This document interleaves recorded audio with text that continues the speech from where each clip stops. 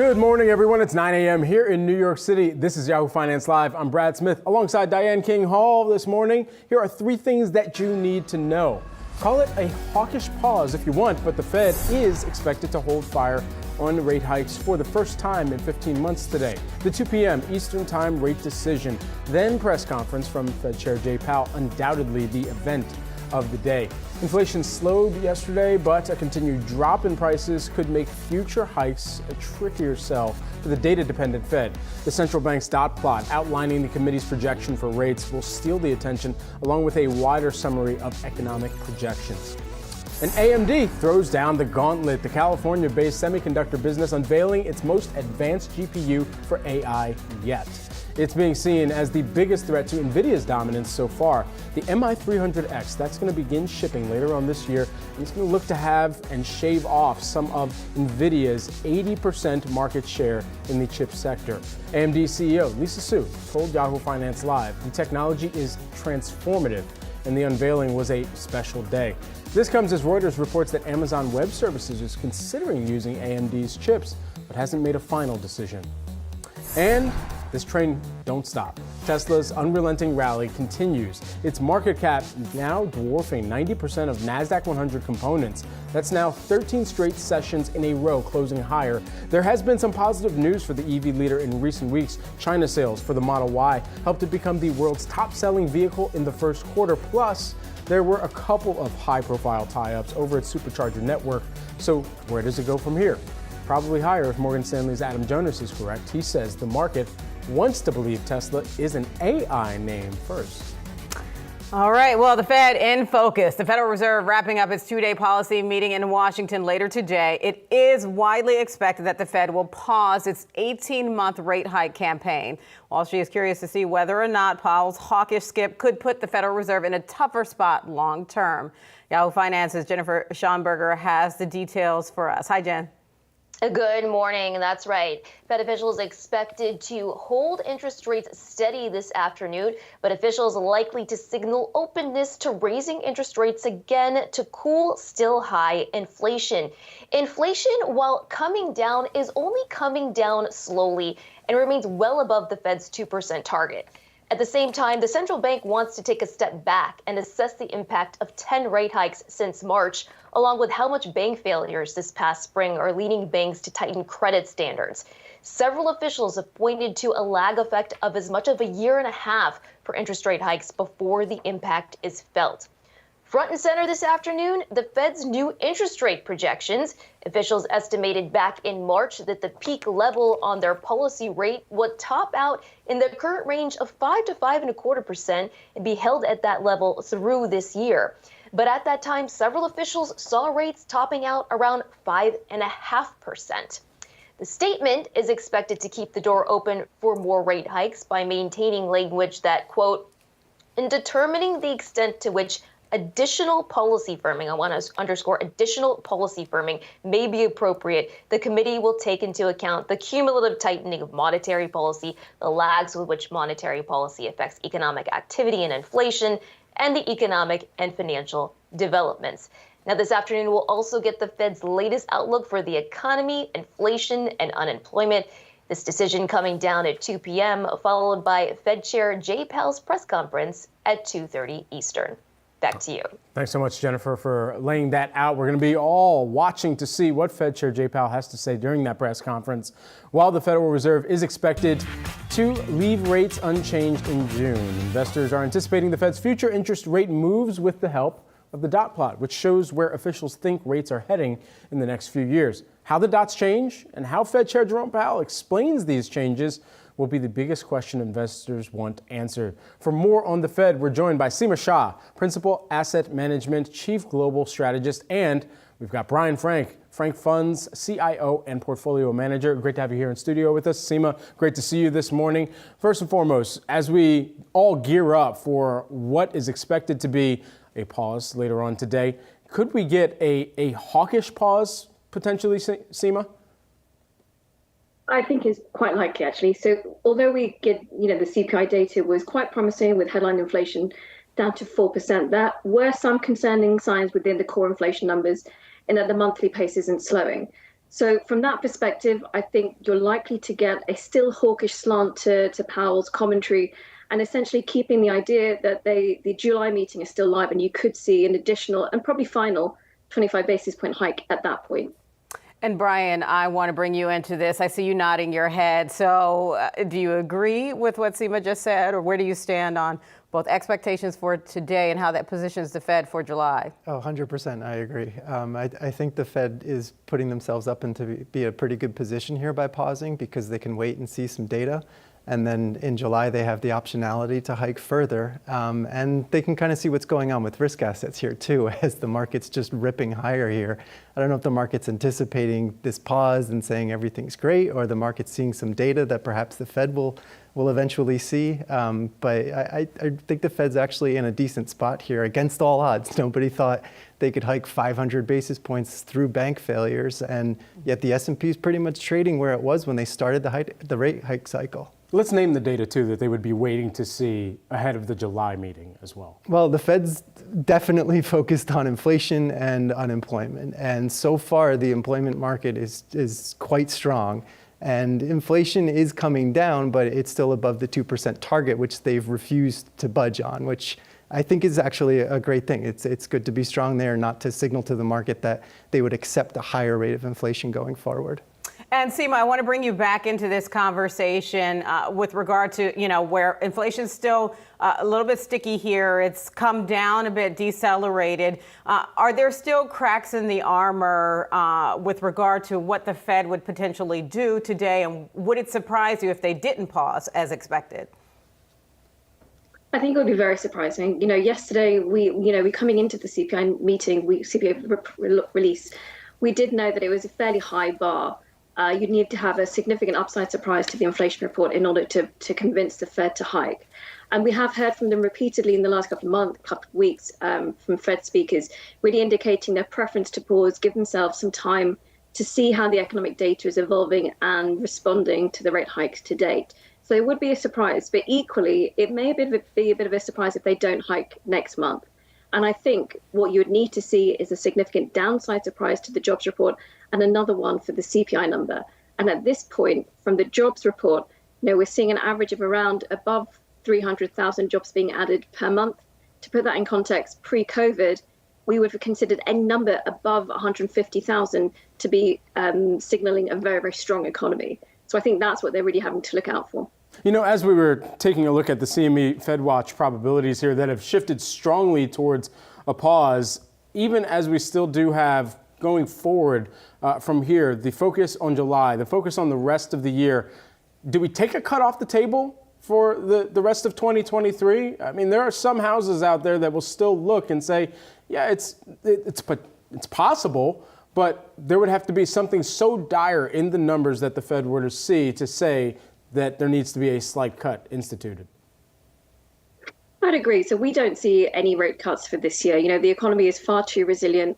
The labor market in particular is too resilient. And unfortunately, even when you think about headline inflation is coming down, most of the forecasts see headline inflation ending the year at 3%. So that's still a full 1% above the 2% target. And on top of that, the core inflation number, which is of more importance, is probably expected to be around 3.5% by year end. So they just don't have the inflation space to be considering rate cuts unless, as you said, there is some kind of very significant negative shock potentially to the banking system or similar, which would prompt them to have to take an emergency reaction. But, as long as the economy is moving in the direction that we're seeing today, and even if there is a slight slowdown as you get towards Q4, it's very unlikely that they would move towards rate cuts this year. And Brian, I want to ask you something along those lines, what Seema talked about, especially if the base case we're going to go with in this conversation of expecting inflation to still cool, but still be around 3%, which is higher than the Fed's target. So is your expectation then from this pause that we continue to see a hiking cycle through the year end? I would go with what the market's expecting here, but I will say that labor is actually a lagging indicator. So we've seen revisions to these jobs reports on the downside now. So maybe this 300,000 number that we got will get revised down in the next few months. We're seeing with the senior loan officer report that credit is definitely tightening. So there could be some things that could surprise the market or at least bolster that expectation for a 25 basis point cut by the end of the year. Is the market, in that sense, then directing the Fed at any any instance? Exactly, do. Diane. Remember the taper tantrums? Yeah. So. Oh, yeah, absolutely. You got your taper tantrums, but you also have this year. Earlier this year, the market was expecting a lot of rate cuts by the end of the year. And that just doesn't seem like it's happening. The Fed moved the market instead of the market moving the Fed there. So the Fed seems to be holding some cards at least. Certainly. All right, stay with us, Seema and Brian. We've got much more to discuss this morning, but we've got to switch gears for a hot second because AMD, they are the hot talk of the town right now, unveiled its new AI chip with an accelerator that can speed processing for technology like ChatGPT and other bots. The showcase has been labeled as the chip maker's answer to NVIDIA's current dominance in the space. Yahoo Finance executive editor Brian Sozzi sat down with AMD CEO Lisa Su yesterday and asked her about AI's role in the company. Take a listen. Everyone has, sort of captured this whole idea of chat GPT and generative AI and co-pilot functions, using AI to help us in our businesses, in our personal lives, making us more productive and more capable. And the underlying technology for that is GPUs. And so AMD, just the latest stock to surge on this news, and particularly here as you were listening to some of the conversation there from Lisa Su and our own Brian Sozzi. What specifically sticks out to me is the fact that you're still going to have in this near term, as long as there are major players in the chip space, like an AMD, like an NVIDIA, that are prioritizing the cloud, prioritizing data center, and where they can use some of their chip manufacturing and design right now, and ultimately fabricating some of these chips as well to really speak to the demand that's already coming in and being incurred for both of these businesses for these chips, so that language learning models can be deployed, so that applications can be built on top of those. I think they're being the early beneficiaries of this, but I don't think necessarily that well, I don't think that one necessarily is a stopper of trajectory for the other either. It's not like this is going to be the Ruben Patterson. Ruben Patterson said he was the Kobe stopper. Turns out he was not many years ago. A little basketball history for folks out there, but. At the end of the day, I think this is still a rising tide moment, but it'll be interesting to see exactly where some of the gains and profits and investments that are continued on an ongoing basis are necessary for these companies. And I'd agree with you about the rising tide lifts all boats, because look, we're seeing shares up in the pre-market in terms of AMD, but it's still playing catch up to NVIDIA, but it's fine, and even with, some of the things that were left out. So I was here when Brian did the interview with Lisa, and so, he asked about pricing, and that's something that analysts would want to see. She danced around that. She didn't answer that directly, so it's unclear exactly what the pricing will be like, and she just talked more about demand. So the demand is there, obviously, and the demand around expecting AI chips, expecting it to be a $30 billion market this year, and then nearly doubling every year for the next few years, right? So the demand is there, so that's what they're gaining some momentum from, clearly. Excuse me. Sorry. No, that's all right. I think you make a great point, and the demand starts with data center, then moves into some of the other partners that they have. If they land a partnership with AWS, it would be massive. We've already seen NVIDIA come out, and even as they were talking about DGX Cloud and what that can mean for AI, and then already netting a partnership with a company as large as an entity like Google, and saying that, we've already got some of these partnerships that are going to be able to move forward. If AWS and AMD had some type of partnership or longer-term deal or tie-up, that could potentially be a major tailwind that a lot of investors would expect in terms of the bottom line for AMD. Indeed. I want to bring back our panel back into this conversation, not just talk Fed. One of our key points, obviously, AMD, its latest stock to surge on AI news. We know the hype around artificial intelligence has dominated the market so far this year. How much should we buy into this rally? We also want to bring back Seema Shah, Principal Asset Management Chief Global Strategist, and of course, Brian Frank at the table with us, Frank Funds CIO and Portfolio Manager. So first, let's just get into initial reaction to AMD. Seema, I want to hear your reaction to their news about their new chip, and could it be a rival to NVIDIA? So I think the key thing here is that, even during earnings season, any company that mentioned the words AI had a very, very positive market reaction. Now, we are significant believers in the broader long-term perspective of technology, and of course AI is right at the center of that.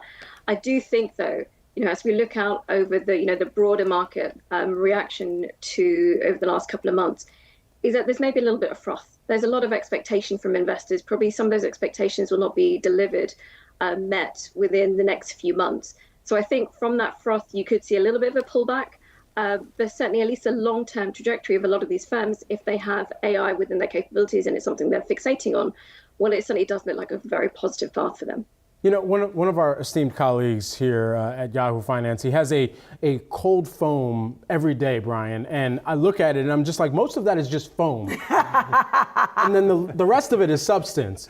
And so I think about the foam phase that it feels like we're in right now, where you're getting a lot of, ooh, that looks interesting, and it sounds interesting, but where's the actual substance come into play? And what does that timeline look like for some of these AI companies, if you will, right now? Yeah, let's put some numbers on the foam there. Sure. And I agree 100%. So the CEO of AMD said it's a $30 billion market today. It'll be a $150 billion market 5 years from now. How much market cap did NVIDIA add in the last month? You're looking about 300 or 400 billion.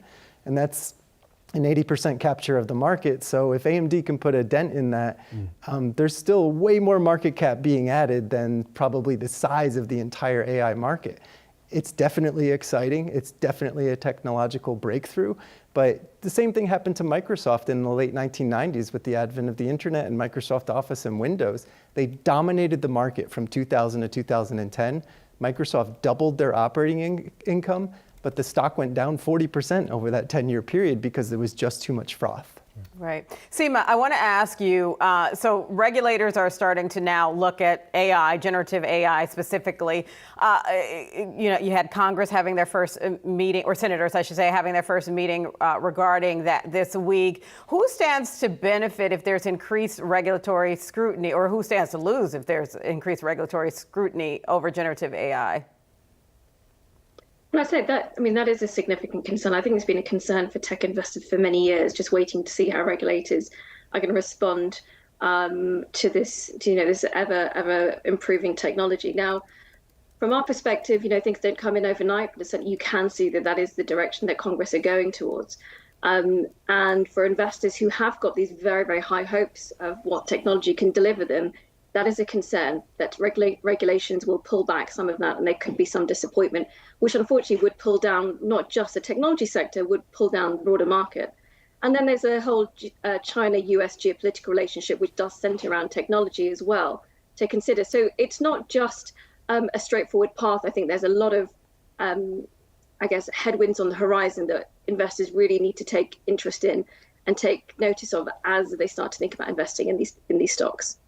And looking at the AI stocks, some of them have benefited just from mentions. Some of them have benefited from AI just being in their name, and I'm looking at you, C3 AI. But at the end of the day, too, as we think about where the different pillars of artificial intelligence, specifically generative artificial intelligence, because that is the latest kind of wave of this AI craze right now, if there is a pillar among the applications, the language learning models being its own pillar, or the chips being its own model, chips or pillar, chips are winning out right now. So where is that kind of next wave from your perspective going to take shape, Seema? I think there's a lot of things. The chips perspective is, I think, at the moment the most important, but unfortunately it does really feed into that geopolitical relationship that we're so concerned about with US-China. But overall, look, I think the one thing that we can say is that if technology is permitted to move in the direction, fulfill the potential it has, there will be a very significant productivity boost to the US economy and actually globally as well. So anything that can benefit or even ride on the back of some of these AI stocks, the technology, we think stand to do well. I have to say that, look, for investors at these prices, certainly for the ones like NVIDIA, as you mentioned before, it's probably not a great time to get involved. But there are other mechanisms within the broader market that you can get exposure to technology and to the AI craze. So I think for investors, it's not just about looking at technology, it's about looking at the broader complex and seeing where the opportunities are. Brian, that raises a really good point. How far away do you think we are from AI having some type of material effect on the employment situation, more so than we're already seeing right now on kind of just total count of jobs out there? but how those roles will change in the future, what this also means in terms of productivity that's expected across the employment situation too. I actually take an optimistic stand on that, because you hear different industries applying AI to their jobs, and it actually makes people more efficient, and it doesn't necessarily put them out of work. It just actually makes them more productive. So I'm optimistic that AI will actually increase employment and better quality employment as well. So it could be a great thing for everybody. I believe that. My 7-year-old son is in a STEM club, and they're already like learning AI right now. Yes. Wow. I mean, if only that was in my STEM club. Right, exactly. Our thanks to Seema Shah, Principal Asset Management, Chief Global Strategist. And then additionally, we've got Brian, who's going to stick around with us for a little bit longer. Seema, great to see you this morning. Thank you. Well, the market is feeling good so far in June. The S&P 500 and the Nasdaq both reached new one-year highs, fueled by positive inflation data and the possibility of a rate hike pause. ETFs outside tech and that sphere also hitting 52-week highs, a sign that the tech-dominated S&P 500's rally is expanding. But not good news for all with money in the market, namely value investors. Proponents of the first time-tested buy cheap strategy have been hit by economic uncertainty, while the hyperfixation on AI has sent tech stocks and the broader market index soaring. The performance gap between growth and value stocks is the widest it's been in 2 decades. So what's the smart play? Here with us is Brian Frank, Frank Fund CIO and Frank Value Fund Portfolio Manager here. So what is the smart play now? Boy, Brad, that was a tough introduction, being a value investor. Well, of course, the value guy is going to say the smart play is value, but I'll give you some numbers behind that. Sure. We have the highest dividend yield we've ever had on our portfolio before at the Frank Value Fund, approaching 3%. So these value stocks that have been left behind are paying shareholders for the privilege of holding them. And the other amazing thing is But at what loss, though, too? Because if that's just on the dividend side of the equation, then what type of losses in the near term do they have to incur for continuing to be a shareholder as well? Well, you would think that there would be some detriment to paying out that much to shareholders, but the crazy thing is these are defensive companies, so they're non-cyclicals. We actually rotated out of most of our cyclicals. We had a spectacular play last year with energy, even well before the Ukraine war. Energy was just such a screaming buy. But now that we're kind of worried about recession on the horizon, we've rotated into defensive stocks. So it's odd. They're defensive. They can keep their cash flows going during a recession and pay that dividend, and yet they're trading cheap to the market. You would think they would be more expensive. That happened during the pandemic, though. You started seeing that, it's kind of like turned into a popularity contest instead of like what Brad talked about, like value investing has lost some of its kind of just favored the traditional stand by your man route. It's kind of falling out of favor. And you mentioned just the R word has started to kind of fall by the wayside. You're hearing a little less chatter about it, especially amid this bull run that we're seeing. Is that really still a concern? Absolutely. The leading economic indicators have been negative for 11 months in a row now. That's never happened before outside of a recession, and it's also never happened before, period. Usually the leading economic indicators turn negative for about 6 months, and then we enter a recession. So I think the fact that they've been negative for so long, we've kind of been lulled to sleep here into thinking that this could be a new bull market, and there's some exciting things happening with those growth stocks. But really, the economic data is pointing down right now, and nobody's considering that. Definitely the S&P 500 is not considering that. And you'd pay up for defense in an environment like that. But defense is cheap right now, which makes me happy, but it's also a tough position. So really quickly then, just going back to the concept of the value play, you have a hot new IPO heading to the market, the Cava, the Mediterranean food chain. Is the value play now in the IPO space? It really depends on the price. Google was an amazing value when it came out during its IPO, but some other IPOs that we've seen in 2021 have gone down 90%. So you got to do your work. You got to look at the numbers. All right, Brian, stay with us. We got much more to talk about this morning. Handling a range of topics here this morning, Brian. Guys, coming up, fast food, fast picks. Time to take a look at Jack in the Box. Brian offers up his top stocks. That's next.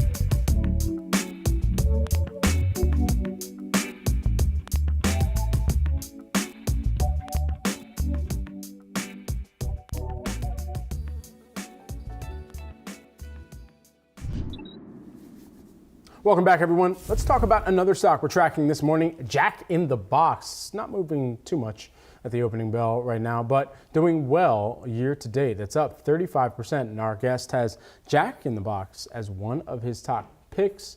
Let's bring back in Brian Frank, Frank Fund's CIO and Frank Value Fund Portfolio Manager. All right, why Jack in the Box? Among all the names that are out there in all the King's Land, why Jack in the Box?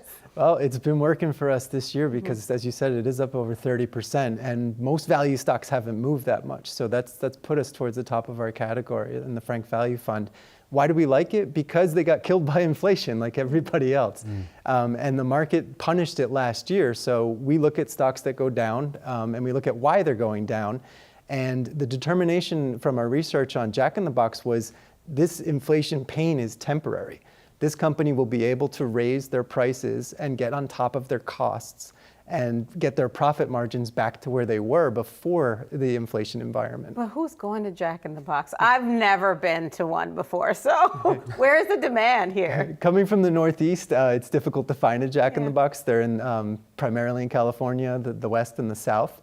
But a lot of people are going. They actually have more sales per store than Burger King.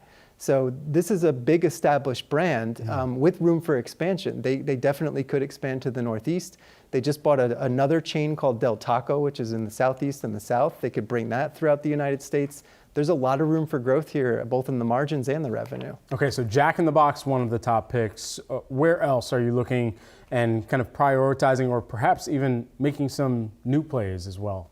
We like defense still, as I mentioned. Still like defense, yeah. So one of our top plays would be PG&E, which is an electrical company in Northern California.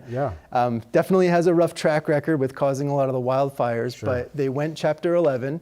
They got rid of the entire executive team, and they brought in Patty Pope, who was the first female CEO of 2 different Fortune 500 companies. And she is spectacular. They've completely reduced wildfires to almost zero. Has sentiment changed on the company? Sentiment is changing, yeah. So that's the great thing about value investing is you go in there when everybody hates it, and then you get to see the sentiment kind of build over the years. So it got added to the S&P 500 last year. It was one of our top performers. My fund was up last year when the market was down, thanks to PCG. Does that make crypto a value investment play? Oh, come on. Sorry, go ahead. Crypto doesn't pay me a dividend. If we're not going to talk about staking. Smart. We're not going to talk about Bruno.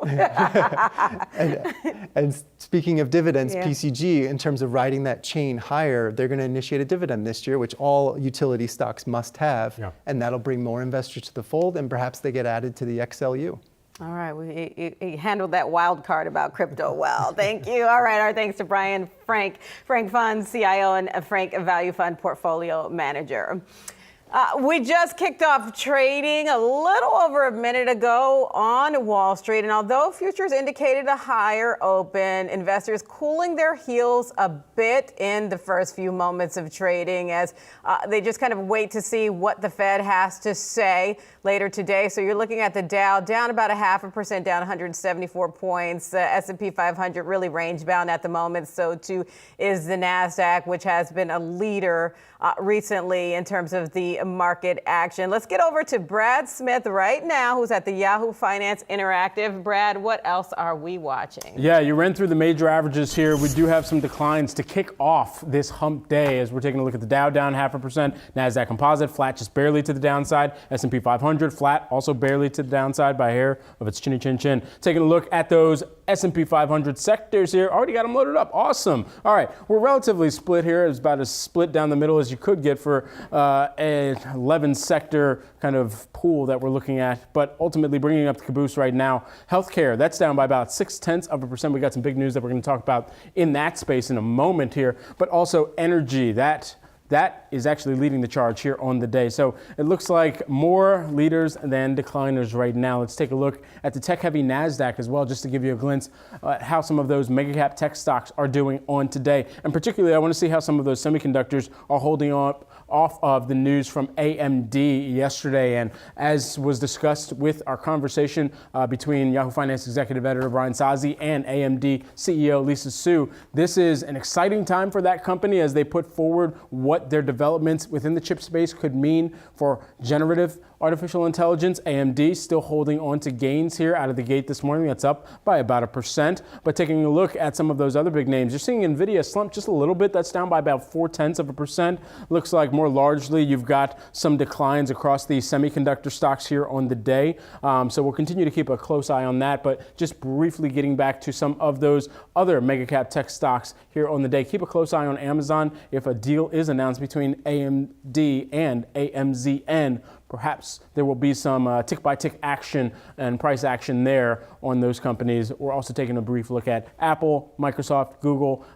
Google moving lower by about 1.25%, but not too much of a conviction move on Apple and Microsoft, at least here out of the gate in either direction too much here, Diane. All right. Well, let's take a look at some other individual stocks that we are watching. Despite a lot of red on the board today, you're seeing shares of Toyota rise, rallying 5%.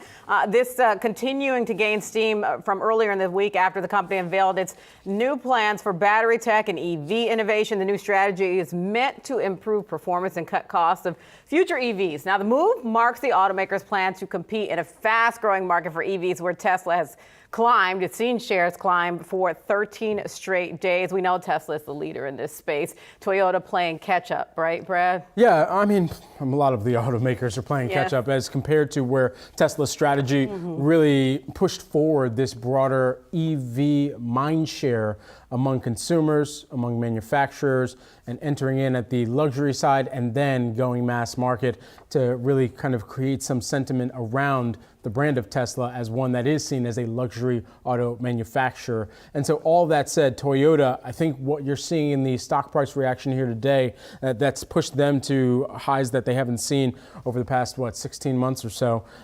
They said that they took another significant step forward in their strategy here, specifically just with regard to the EV production figures that they're expecting to hit here. And just of note, as they had released it, they expect to achieve global sales, or they're aiming to achieve global sales of 3.5 million units of battery electric vehicles per year by 2030.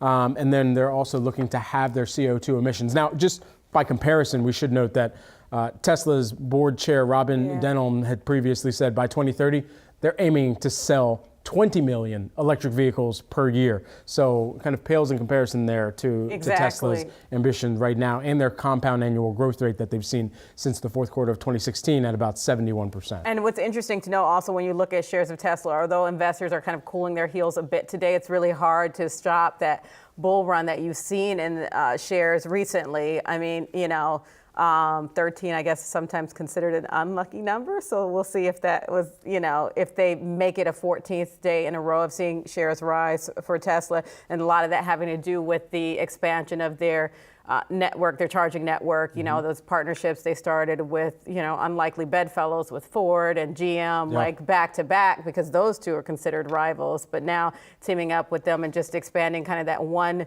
leader in terms of charging and then other tie-ups in that space. So we're looking at a bunch of the EV makers now, most of them rising. Tesla, again, cooling a little bit in the early action. And particularly the annexation of an AI company, as Morgan Stanley's Adam Jonas is saying Tesla could be. I think that's having some impact on the stock price reaction here today that we're seeing too. Right. Let's switch gears a little bit to the healthcare sector. United Health shares sliding more than 8%, 8.5% at the moment. This after the company warning about a spike in medical costs. United Health saying at a Goldman Sachs healthcare conference that seniors are catching up on surgeries they delayed during the pandemic. The pent-up demand is expected to drive up its medical losses in the second quarter. The news also weighing a little bit on competitors like CVS, actually more than a little bit now at the moment.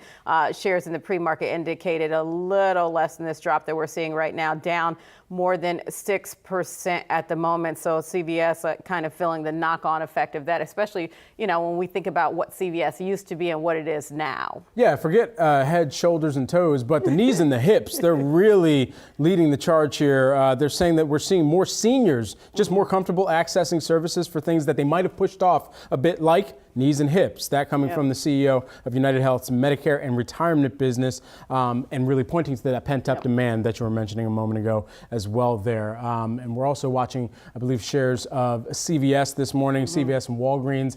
That particularly had some negative news come out around it in an agreement, a settlement. They're going to be paying $17.3 billion over a 15-year span. Right. Correct, exactly.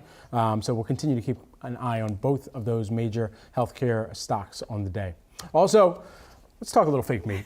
Beyond Meat shares surging on Tuesday. Wow, in the wrong direction now. They are, on an absolute value basis, surging lower by about 0.3%. Anyway, the company introduced a new version of its meatless sausage. Investors are excited. I've been excited. Well, yeah. I mean, are you excited about it? I mean, look, I've tried. Look at shares over the course of this year. Okay, fine. Yes, Yeah. well, they have certainly over the course of the year, if we're looking at on a year basis. I mean, but they're trying to come back. They're trying to stage a little bit of a comeback. I've tried to go vegan before. I've tried Beyond Meat. I'm not anti-Beyond Meat. I'm a flexitarian currently, so I may be part of the problem for them. Okay. Do we have a one-year look at Beyond Meat? Nobody's excited about this move. Take a look at it. 52 weeks. This company has been down. No more. It was a fan favorite before. It's not now. Okay. I don't know. I've just looked across how they have emerged from this pandemic at the end of the day. Yeah. And they have seen appetites start to sour around the price point, both in restaurant and on retail. 1 year, down 38%. Look at the sales in the most recent quarter. Revenue fell in the first quarter. Demand was low. They're, still optimistic about the turnaround. But at the end of the day, take a look at the Max chart, down 79%. And at the same time, there's still concerns about the healthiness of this actual fake meat. So much saturated fat. Yes, I mean, that's a fair point. That's a fair point. I mean, even, foodies say, look, if you're going to go vegan, whatever, these imitation meat options are not necessarily the way to go. People who are looking for healthy alternatives are not looking for unhealthy levels of saturated fat. You're not helping their case of Beyond Sausage at all. I'm sorry. I've tried to it. the Beyond. Here, so fine. I will be optimistic for them for a hot moment. They could potentially see the sausages move into more of the restaurant category, especially if the breakfast wars heat back up. But I know. All right. I agree. This ain't it. This concludes my rant. This ain't it. I agree. All right, coming up, this train does not stop. Tesla's unrelenting rally trying to continue at least today. Its market cap now dwarfing most Nasdaq 100 components. Is it heading for a 14th straight closing high? Jared Blickery has the details from the New York Stock Exchange. That's up next.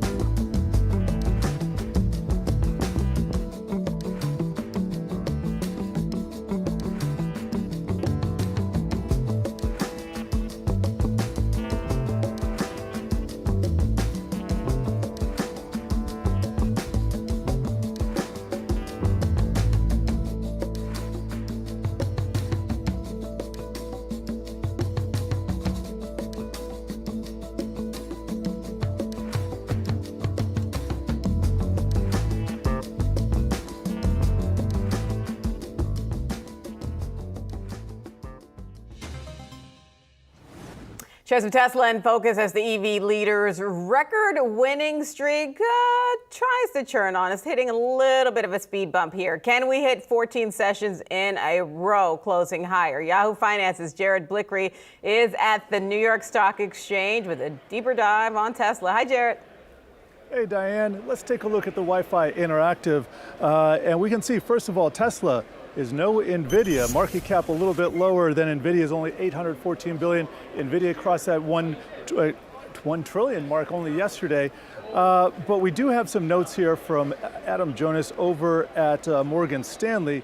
And let me just pull those up, because it's always been, the story about Tesla has been about their moat, about their investment in technology, their autonomous driving, how that database really gives them an edge over their competition, because they don't want to be valued like GM or Ford or Volkswagen. They want to be valued like a tech company, because that gets the stock price higher.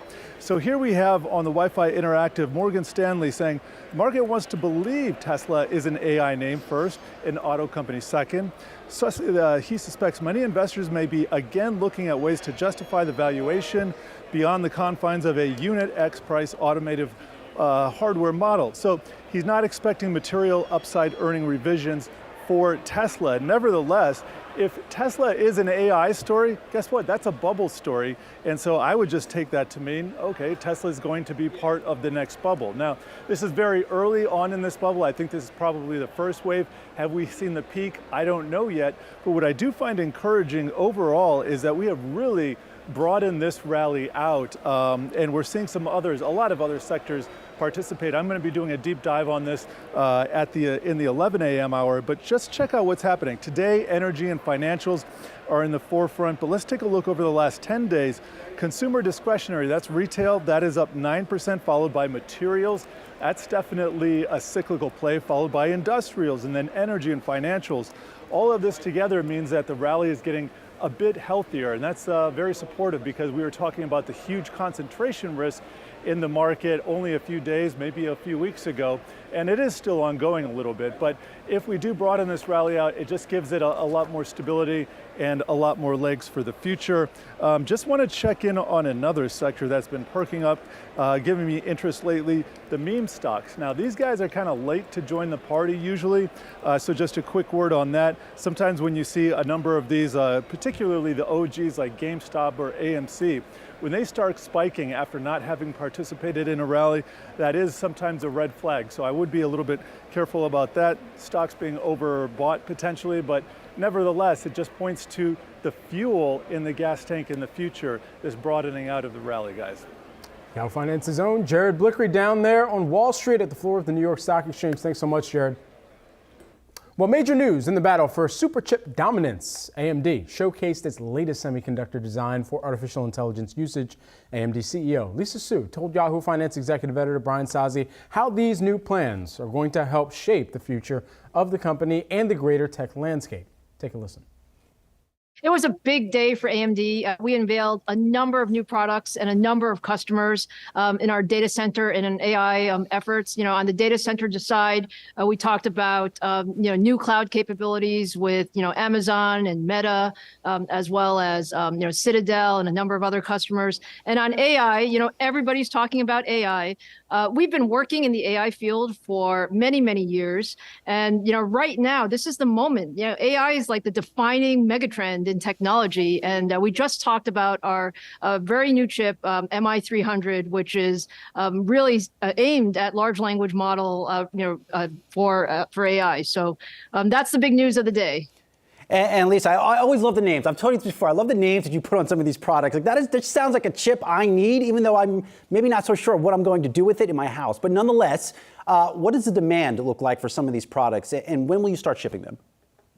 Well, think about it this way, Brian. Everyone has, sort of captured this whole idea of chat GPT and generative AI and co-pilot functions, using AI to help us in our businesses, in our personal lives, making us more productive and more capable. And the underlying technology for that is GPUs. And GPUs are actually really, really hard to build. There's an incredible amount of technology on here. We're talking about, the most complex chip we've ever built, 153 billion billion transistors. And the whole purpose is to make AI much, much more accessible. So everybody who wants to use AI needs more GPUs. And we have a GPU that is incredibly powerful, very, very efficient, and we believe will be a significant winner in the AI market. What is the price on something like this? Well, it's not about the price of the GPU, frankly. It's about how many users we enable. But look, we're excited. We look at the data center. I mean, this is an incredible market. So if you think about just AI chips in the data center, we think this year it's about a $30 billion market. We think over the next 3 or 4 years, Brian, it's going to grow over 50% every year. So it's going to be like a $150 billion market. And it plays into our strength. It plays into our sweet spot. Everything that we've been doing, in the data center and really putting together our CPUs and our networking capability and our GPU capability is really to help our customers deliver these incredible services to the public.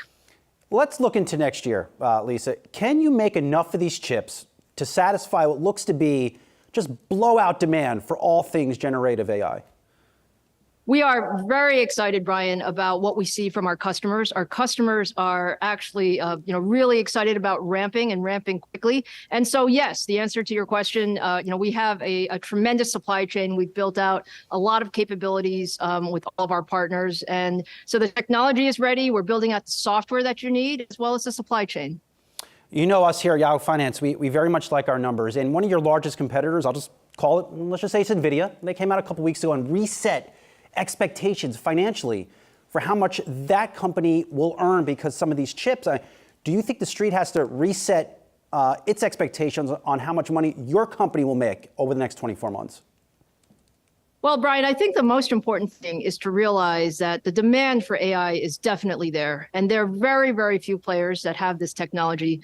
We view this market as secular growth. We love our positioning. We think that, what we're doing with customers and the ecosystem is great. And so I look forward to, really seeing that translate into growth for the company as we go through, the next number of quarters as well as years.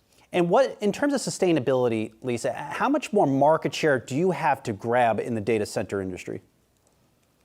Well, I think, Brian, although we've made tremendous progress, I mean, if you think about where our EPYC servers are deployed today, we've made tremendous progress over the last 3 or 4 years. We had some of our largest partners on stage with us today to talk about how they're using our processors throughout their data centers for their most important mission critical workloads. Meta was talking about Facebook and Instagram and WhatsApp. Amazon was talking about their EC2 instances, which are their most important, most popular instances. So we've made tremendous progress, but I can tell you there's a lot more that we can do. And, I view this as an opportunity, not just to be, a CPU player, but really to be an overall data center system provider. And that's where the GPUs are really exciting. Our networking assets are really exciting. And, really this whole notion of deep partnership with the ecosystem is, what we're all about. Yesterday, I was at Salesforce's AI Day in New York City, and I asked CEO Mark Benioff, Mark, are you concerned about what this AI can do in terms of, just societal changes? I'll put that question to you. Are you concerned about how powerful this technology is? And then do we need some form of global regulatory framework? Brian, I do believe that we have to practice responsible AI. And I think all of us in the technology industry, have to do that. I think there's a lot of good conversation and good dialogue around what that means. There will be some regulation. There should be some regulation.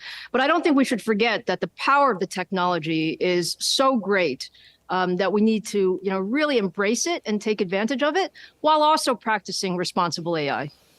I've followed your career for some time, and you've had a lot of key moments. One of them to me being really reinventing AMD and really bringing it to where it is today on the cusp of this major news in generative AI and various other AI applications. Have you taken a step back and thought about, is this a career-defining moment for you as a leader as you roll out some technology that might change civilization? Well, Brian, the way I always think about this is, the technology world is all about kind of seeing into the future. Like we have to decide, 3 to 5 years in advance, like what do we want to build and why do we want to build it and why does the world need it? And so today is a very special day, I have to say. It is one of those moments where our strategy that we've been working on for the last 3 or 4 years is really coming together. We love all of the work that we're doing in the data center today, but AI is just such a transformative trend. And again, it's such hard technology to build, but once you build it, it has such wide-lasting implications. So yeah, it's a very special day today. And I love talking about our products. I love talking about what we can do for the world. And, it's a fun place to be. Well, we have very much enjoyed following your journey and the transformation. I know you're very busy. We'll let you go. A big day for AMD President, Chairman, and CEO, Dr. Lisa Su. Always great to see you. We'll talk to you soon. Thank you so much, Brian. Great to be here. Appreciate it. All right, stay tuned. More Yahoo Finance on the other side of the break.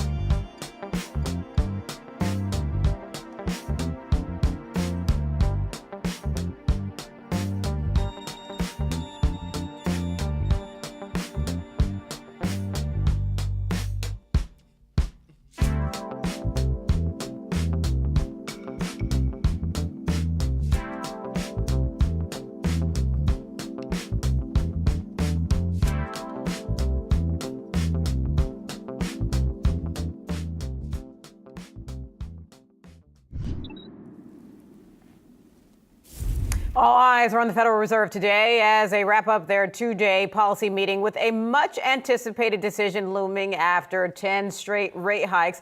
Stay tuned to Yahoo Finance for full coverage of the Fed decision with Julie Hyman and Akiko Fujita beginning at 2 p.m. Eastern. You don't want to miss it. Coming up, are we heading towards an economic crash? Dr. Doom himself, Nouriel Roubini, is joining us next. Stick with us.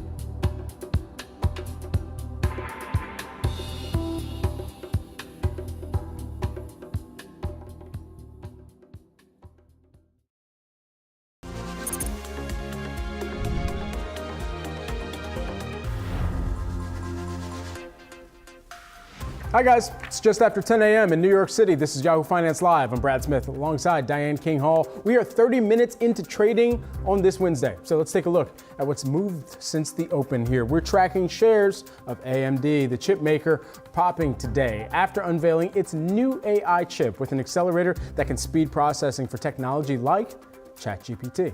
This also comes as Reuters reports that Amazon's AWS will be using AMD's new AI chip. We are also watching shares of SoFi, which are getting a boost today after BTIG names it as a top stock pick in fintech. The firm pointing to resuming student loan payments as a future tailwind for the company. And Logitech shares, they are sliding today, slipping, falling, can't get up. CEO of 10 years, Bracken Darrell, stepped down, saying in a press release that he is pursuing another opportunity. This is a major shakeup for the computer accessories company that has suffered from the recent drop in CPU sales. Logitech board member Guy Gecht stepping in as the interim CEO as the company searches for a new leader. Logitech was my surround sound system when I started college. Goodness. My goodness. All right. Well, look, they're not a winner today. Yes. No. No. Meantime, we are awaiting the Fed's rate decision this afternoon, with most investors anticipating a hawkish pause. Tuesday's inflation print showed a continued deceleration in prices, but that core figure remains sticky. The question on everyone's mind, can the economy stay resilient, or are we headed towards an economic crash? Joining us now is Roubini, NYU professor emeritus for the Stern School of Business. So let's get right into this. Are we headed towards a crash? What's your outlook? Well, if we define it by crash, economic downturn, a hard landing, I would say that the probability of a hard landing, meaning at least 2 consecutive quarters of negative economic growth, are higher than the one of a pure soft landing. The economy is slowing down. The Fed is raised rates, and in my view, they'll have to raise them more because inflation is still too high, both wage inflation and core. They'll take a pause, of course, in June, but might need to raise rates more in July and September. Credit growth is tightening because of the problems of the regional banks. The forward-looking indicator of economic activity, both for manufacturing and services, are entering a contractionary direction. The labor market is still creating jobs, but there are signs of a softening of the labor market. And also consumption growth is slowing down. Growth in the first quarter of the year was below potential at 1.3. In the second quarter, it might not be much better. And globally, the Eurozone is already in a recession, 2 quarters of negative growth in Q4 and Q1. And now there is a sharp slowdown of growth also in China that doesn't bode well for US exports. So my baseline is still one of a recession as opposed to a soft landing, yes. From what we've heard during the earnings season, bank CEOs, they're looking for a Q3 2023 recession. Do you believe that that timing, from your estimation, from your calculus, is accurate, or are we looking for something a little bit more drawn out or pushed out? We don't know yet. I think it's going to depend on several factors. One, how much of this credit crunch is going to reduce credit growth already this year as opposed to pushed into 2024. The Fed is going to pause for the time being. That's good for risky assets and bond yields, but they may have to resume hikes as early as July or September, in my view, at least a couple of more ones, and that's going to lead to further concerns about the economy. And then there is the global geopolitical situation that is not great. If this war between Russia and Ukraine gets worse, commodity prices are going to go higher. The Cold War between US and China is getting colder, and there will be economic, financial, and technological retaliation. The whole bunch of risks in the Middle East, including the risk that Israel is going to strike Iran. So there are lots of things that could lead to a spike in commodity prices. That could also be the factor that pushes us into a recession. So, Nouriel, I got to ask you. So, your colleague, Jeremy Siegel, has talked about kind of his kind of 3 points recently about 3 expectations he has. So, largely in general, the expectation is for a pause today. He is expecting that the Fed won't hike throughout this year. So, there's some divergence in your viewpoints.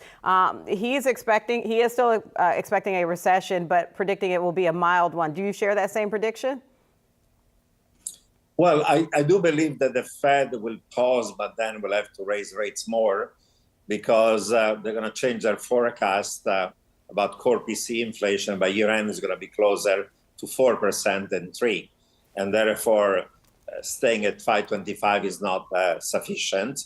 The impact of the credit crunch on credit condition is still ongoing and is going to become, in my view, worse. There are problems, as we know, in some parts of housing and commercial real estate. So certainly there is going to be a recession. Whether that recession is going to be short and shallow as opposed to more severe depends on many factors. How much persistence of wage and price inflation, how much global factors that are going to be negative, what's going to happen to commodity prices, to geopolitical factors, and further tightening of financial conditions. Nouriel, what we've continued to try and gauge is where corporations are playing a role in the current wave of inflation that we're at right now. And we've heard a new term from many come about called excuseflation, or what some economists would less colloquially perhaps call profit-led inflation. To what extent are corporations kind of continuing to hold up us getting past some of the lingering inflation right now? Well, there is some evidence that because there has been a greater amount of concentration and oligopolies in many parts of the corporate sector, that corporates have, first of all, pricing power. Secondly, there has been a rising cost, wage cost and intermediate inputs and commodities, but some corporations have taken that one as an excuse for increasing prices even in excess of their cost. And therefore that widening of profit margin, paradoxically, is a signal that the inflationary pressure remains, because if then prices rise more than cost, there's more pressure from workers to have greater wage increases to compensate for the squeeze in the real wages. So there are many factors, of course, that have led to the rise in inflation. One of them is oligopolies and concentration and pricing power of the corporate sector. It's not the key one, but it is a factor. Nouriel, let's talk a little bit about AI. There's been a lot of hype around it. It's been a major driver of markets so far this year. Just about every company is mentioning the technology as much as they can within their earnings reports. Are you on this hype train? Is it helpful for economic growth? What do you see? Well, eventually it will be helpful for potential growth, productivity, economic growth, but usually there are significant lags. We had the first digital revolution in the 80s, and then we had the internet revolution in the early 1990s, but it was not until the second half of the 1990s, that was between 96 and 2000, we saw a significant increase in potential growth and productivity growth from 2% towards 3.5% and so on. So it took about 15 years for that to happen. So yeah, there is a lot of talk about technological innovation, AI, machine learning, robotic, automation, cloud computing, and quantum computing, and you name it. But we don't see it yet in the aggregate productivity number. Productivity growth in the US has been barely 1%, slightly lower. Will in 10 years, are we going to see a significant increase in productivity? I'm quite optimistic. I'm a productivity optimist and a technology optimist, but I think there are meaningful lags. And the idea there'll be a surge in economic growth in the next 2 or 3 years because of AI and technology, to me, seems to be sort of far-fetched at the time where actually there are many other forces that are negative aggregate supply shocks, including deglobalization, decoupling, de-risking, restriction to migration, aging of population, geopolitical depression, climate change, cyber warfare, global pandemics, and you name it. So there are many factors that actually are stagflationary, that reduce growth and increase cost of production. In the medium long term, technology is going to be deflationary, but we might be facing a decade of stagflation before we see the bright light of technology and AI increasing growth and reducing inflation. Doctor, I need a drink after all that. Even as we think about all of these risks, specifically as we're looking at that timeline for when productivity will ensue over these next 2 to 3 years, plus the longer term effect over the 10-year time span that you had laid out, where does regulation step in? Well, we know that we may need to regulate AI because there are a number of side effects. One of them might be excessive oligopolistic or duopolistic concentration. The second one may be misinformation and disinformation and affecting elections and other stuff. But there are other side consequences.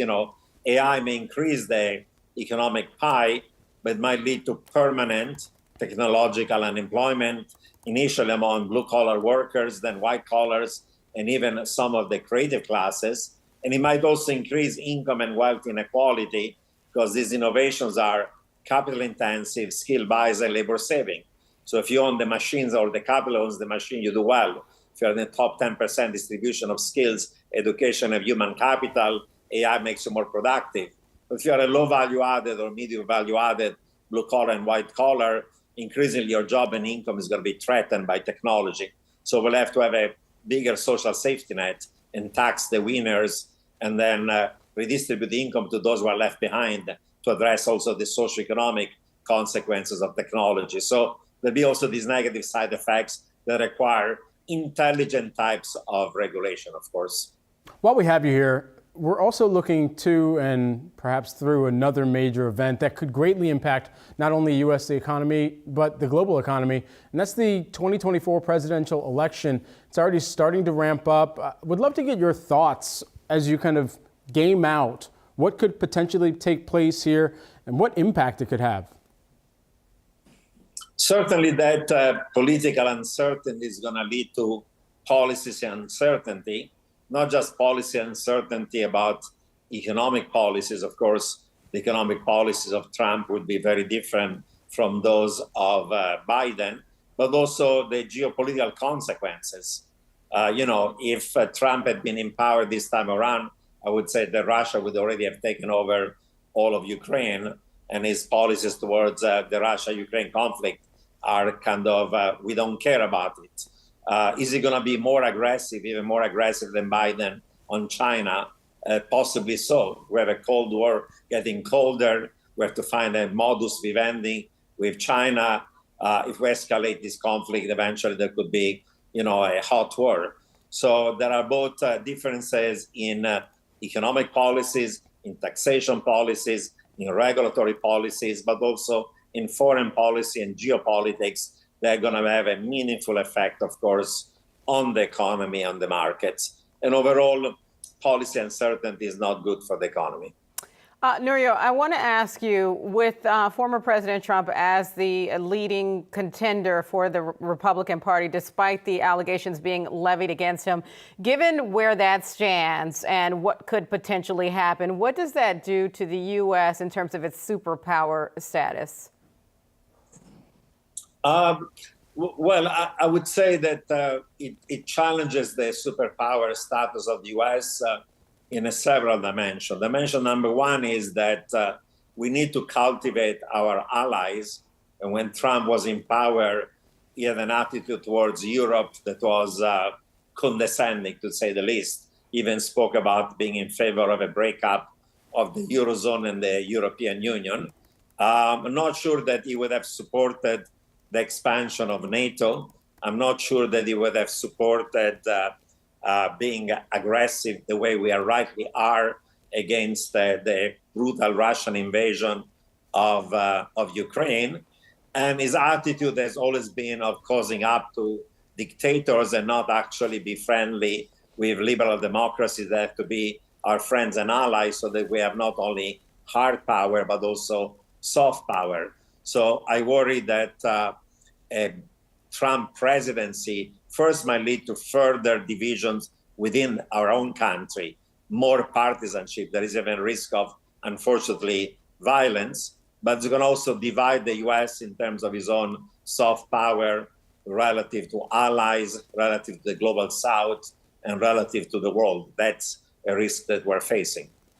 Just lastly, while we have you here, a lot of us coming off of what we saw last week, especially in the Northeast in the US, in the wildfires that took place in Canada and ultimately really wreaked havoc on air quality here in New York and some other states as well.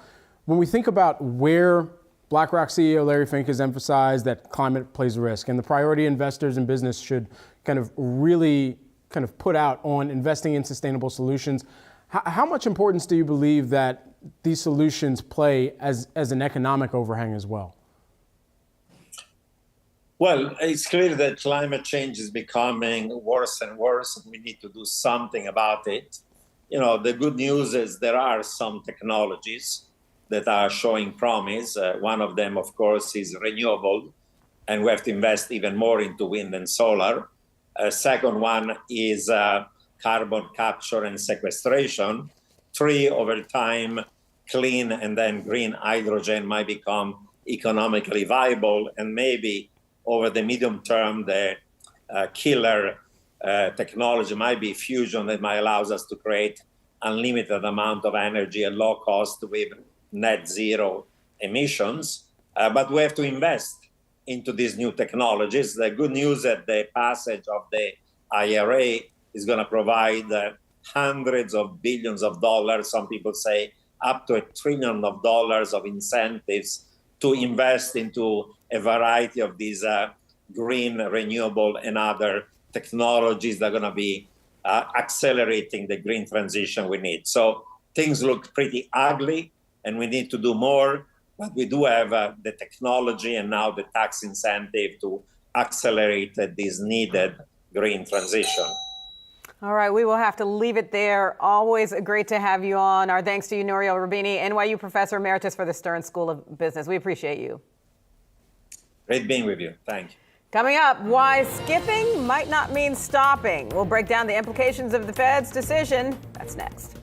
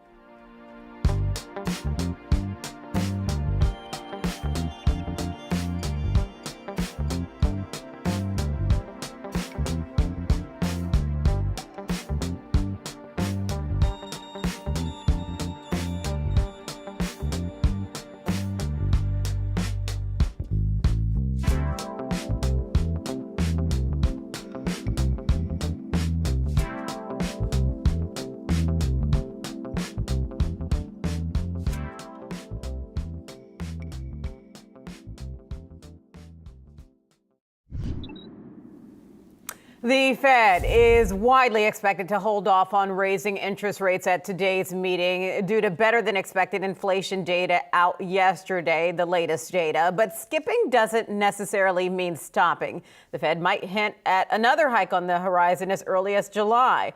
Both the Bank of Canada and Reserve Bank of Australia issued interest rate hikes earlier this month following periods of pause. Joining us now is Gina Smielek, New York Times Federal Reserve and economy reporter and author of Limitless. The Federal Reserve takes on a new age of crisis. So, Gina, let's start with, of course, we know the expectation going into this is a pause, but what is the messaging that we're looking for today?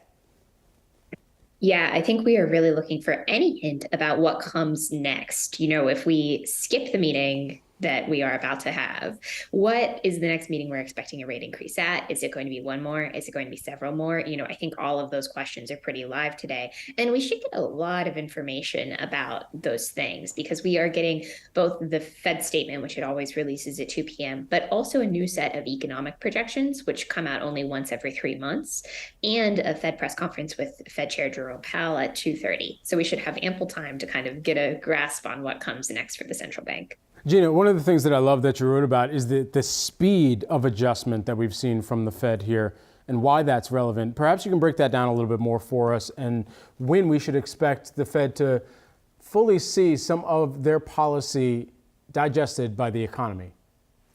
Yeah, well, isn't that the trillion-dollar question?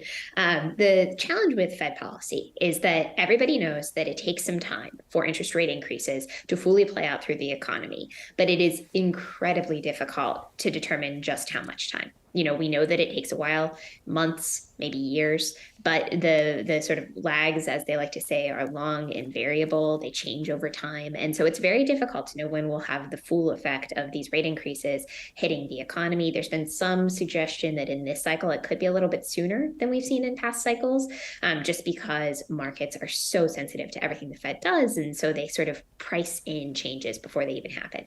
But at any rate, we are expecting that it's going to take, you know, we're probably not feeling the full brunt of this yet. And so the Fed is really sort of, as they think about policy setting going forward, they're really trying not to overdo it, to be cognizant of the fact that some of the pain that's in the pipeline has yet to hit and that we're not seeing the full effects yet. So, Gina, let's talk about the projections that we're going to see, that we see every so often from the Fed. I mean, I know it's a certain cycle, which includes, of course, the dot plot. What are we looking for on the dot plot, which would signal, say, that the tightening cycle may have come to an end? Right. So what we saw in the dot plot last time was that officials were really sort of clustered around the 5 to 5.25% total for 2023. That would suggest that interest rates are already done increasing.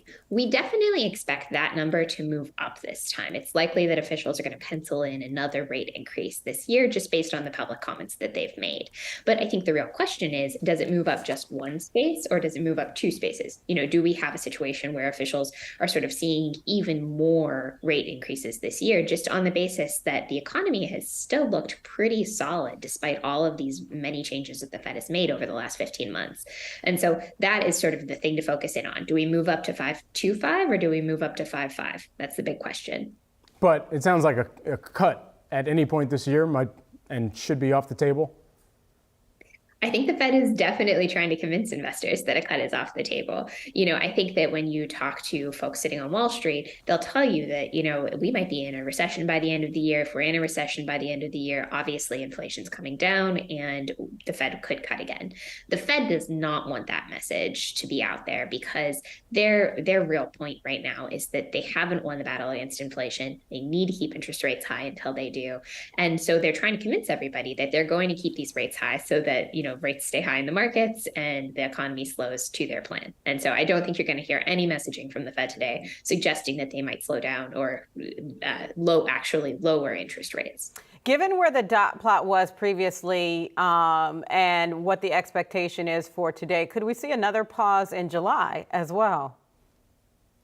You know, I think that there are definitely people suggesting, I've talked to several economists this week who suggest that it's possible that the Fed is actually done now, that the pause turns into an indefinite pause and they never raise rates again. That is obviously going to be very contingent on the incoming economic data. We have seen some signs that the economy is starting to soften. Jobless claims have moved up. We've seen really bad manufacturing surveys. I think if those signs turn out to be sort of leading indicators that are telling us that we're heading for sort of a screeching halt here, that could be enough to shift the Fed's balance where they feel like, in fact, we have done an adequate amount and inflation is going to come down and we don't need to do any more. And so that's sort of the argument for why they might be done now. I don't think we're anywhere near a consensus yet. And in fact, markets are still looking for a rate increase in July. The Fed took a big hit on credibility over the course of the transitory era of inflation. Do you believe that they've been able to regain a certain percentage of that? Yeah, it's an interesting question. I think transitory is going to remain a banned word at the Fed building for probably a few generations after this. I do think that there is some element, though, where what the Fed meant by transitory was that the kind of inflation that we were seeing was not going to persist forever. That some of those special factors that were pushing inflation up were likely to fade with time. And that actually has basically played out. It just took 2 years longer than the Fed had expected. And in the process, a lot of other inflation kicked up. And so I think that there is some element to which sort of their prediction that, the supply chains, which were all messed up in 2021, would get back to normal, and gas prices, which had popped up, would fade, and food prices, which were popping up, would fade too. Those things have actually happened or started to happen. It's just that the inflation problem is bigger than they had expected. And so I think we're still kind of living through the aftershocks of that. Well, in the meantime and interim, they've inspired me to name my next jazz fusion band, the Transitory Times. Gina Smiler, who is the New York Times Federal Reserve and economy reporter and author. Thanks so much for taking the time here with us today, Gina. Thanks. Absolutely. Coming up, inflation may be slowing, but consumers are still grappling with the aftermath of last June's peak. We'll discuss that next.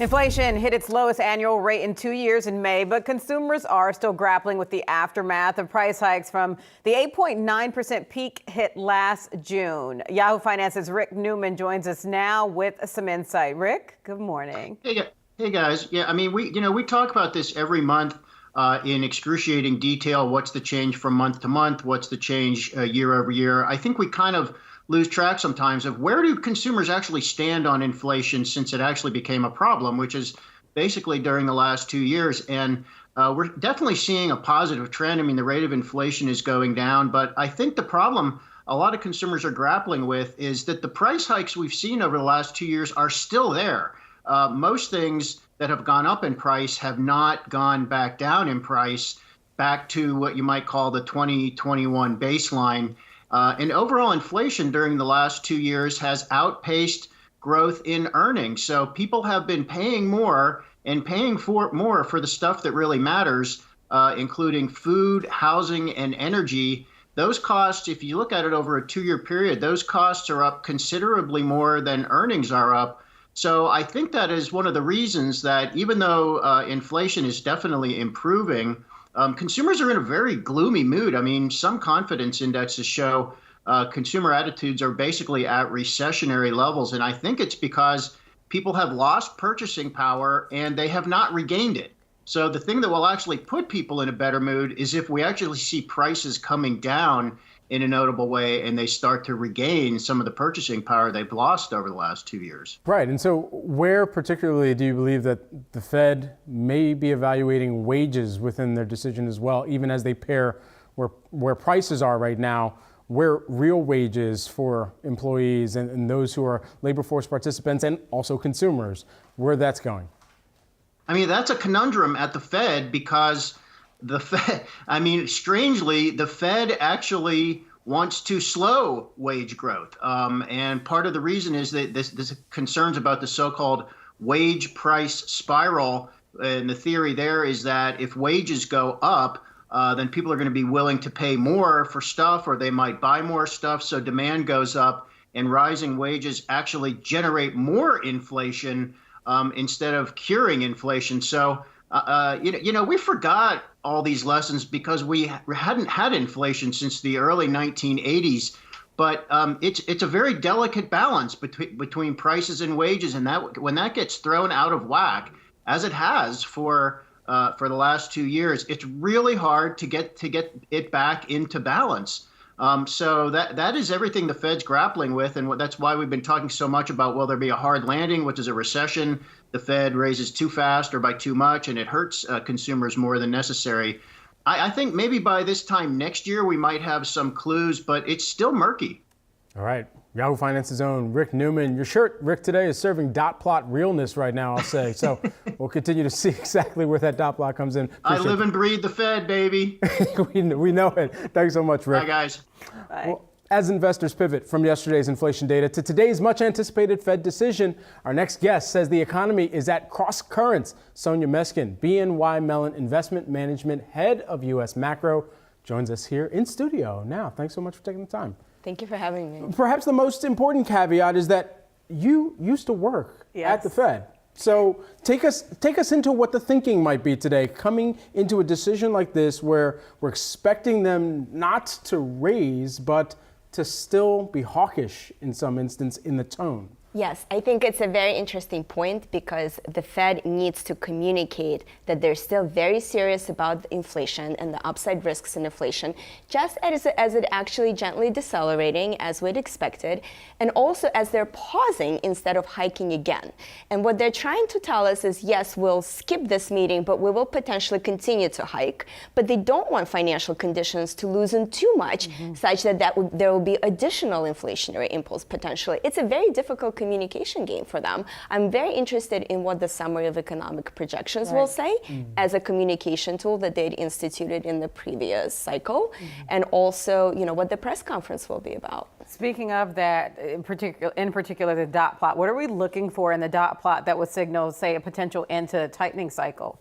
Yeah, I think that they will actually have to move up their GDP projections. They'll have to lower the unemployment projections for this year. And I'm very interested to see what the core PCE projection will be. As you know, the CPI is decelerating a little faster than the PCE. And we'd had more attention on the CPI because it's more directly related to the consumer. But traditionally, the Fed does look at the PCE measure more. What do you believe the Fed is continuing to see in the front of, or actually coming out of some of the bank turmoil that we saw in March of this year, and where lending stands right now, too? That is $1 million question. Why? Because it's very difficult to triangulate exactly how much deceleration in credit to expect from this. I think they're in fact very happy that they've seemed to actually much lower potential fire sale risks of bank assets. The worries about the SVB and Signature Bank, et cetera, they held to maturity portfolios, those seem to have abated. And the Fed rolled out this new facility to aid with that very, very quickly after the SVB debacle. So I think they must be very, very happy with those results. But the longer term impact, as long as the yield curve remains inverted, it's a very challenging environment for most banks that borrow short and lend long. It's so funny that the kind of banking crisis that we were dealing with has kind of become not necessarily a footnote, but it's on the back burner, the conversations about that. I just want to pivot a little bit and talk about just how the Fed has been managing inflation. It's come down, it's at 4% now. Obviously, their target is 2%. What's your assessment about how well or not that the Fed is doing in managing inflation? Well, they really weren't doing all so well I would say in 2021, and in 2022 they really have tried to catch up.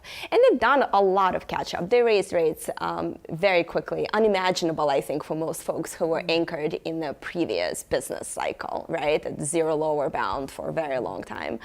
The path forward is much more difficult because it's very hard to determine how quickly the economy is going to react to this magnitude of hikes. It hasn't reacted as much, the real economy, not the banking sector, but the real economy has not reacted as quickly as I think was feared. But it's not to say that going forward, the reaction function of the consumer, of the housing sector will remain the same as it was in the last year. All right. We'll have to put a pin in our conversation for now. Our thanks to you, Sonia Meskin, BNY Mellon Investment Management Head of U.S. Macro. Thank you so much for joining us today. Thank you for having me. All right, coming up, Grammy-nominated artist Ryan Leslie has turned his sights to entrepreneurship. He'll tell us some of his biggest investing takeaways. That's on the other side of this break.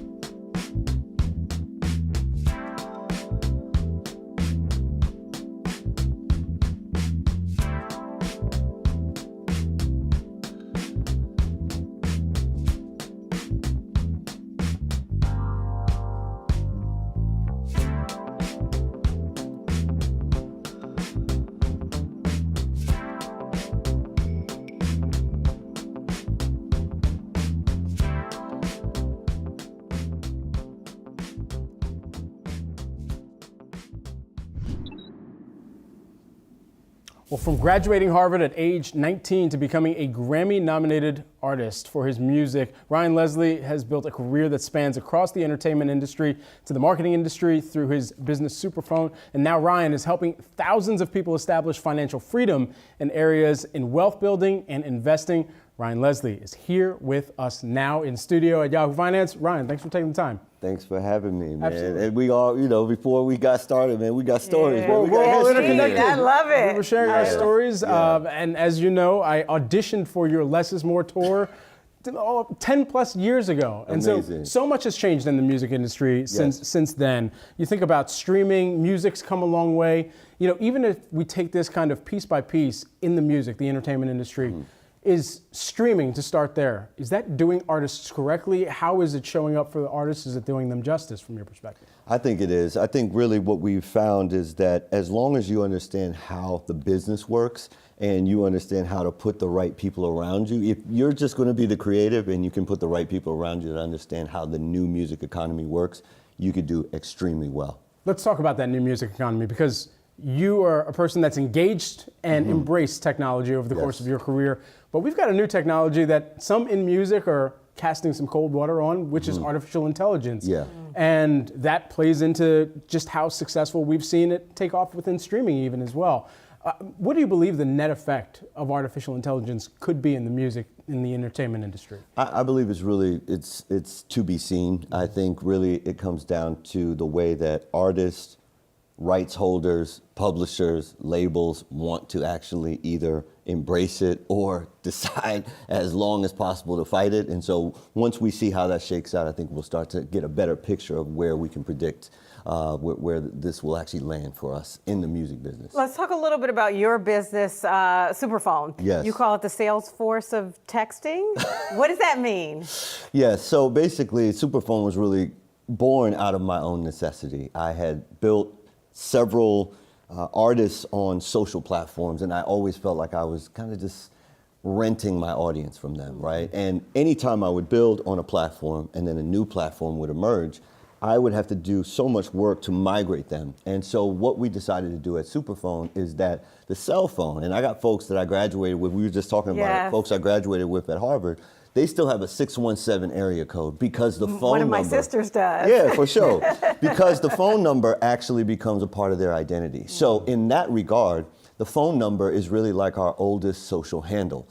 The difference, though, is that Superphone puts a layer of technology over the phone number. So for folks that have been texting me, I got 130,000 people that I'm on text with, it is only due to the fact that thanks to the team at Superphone, we've been able to layer technology over that messaging channel so that instead of email or Facebook or Instagram or Twitter managing my audience, I'm actually managing a much more powerful social handle by owning the cell phone number. And we provide that for businesses. Some of the largest electronics businesses in America, privately owned, are using Superphone. And we've also done this for artist campaigns, from Miley Cyrus to Bad Bunny to Zayn from One Direction, Bruno Mars and Lacoste. So really for us, it's about actually making sure that when you think about communication, success happens at the speed of communication, and that text message feed is the most intimate, most valuable real estate in everyone's phone. So that 646 number listed on your Twitter, that reaches you directly? Reaches me directly, absolutely. Same number my mother uses to reach me, absolutely. Yep. Well, so that's one part of connecting and continuing to maintain that engagement with your fans. Yes. And for a lot of artists that are out there, they're trying to figure out where they can take some of that ownership back too. Even when you think about the live concert and the venue landscape, there's a lot that has really been discussed about how much the artist actually owns within that experience and how much is actually owned by a different platform. And Live Nation particularly has been one of the poster children of that fight right now because of, quite frankly, how much tickets have become, how much it's muddled with people who were just reselling, buying to resell later on and turn a profit. So how can artists make sure that in an era where there is that taking place in the market environment, that they're not damaging their own brand as well? I think really what's most important is to make sure that in every stage of the career that you're building, especially if you're a new artist, or even if you're just building a business, could be consumer packaged goods or software, it's about actually having a direct and personal relationship with especially your earliest supporters.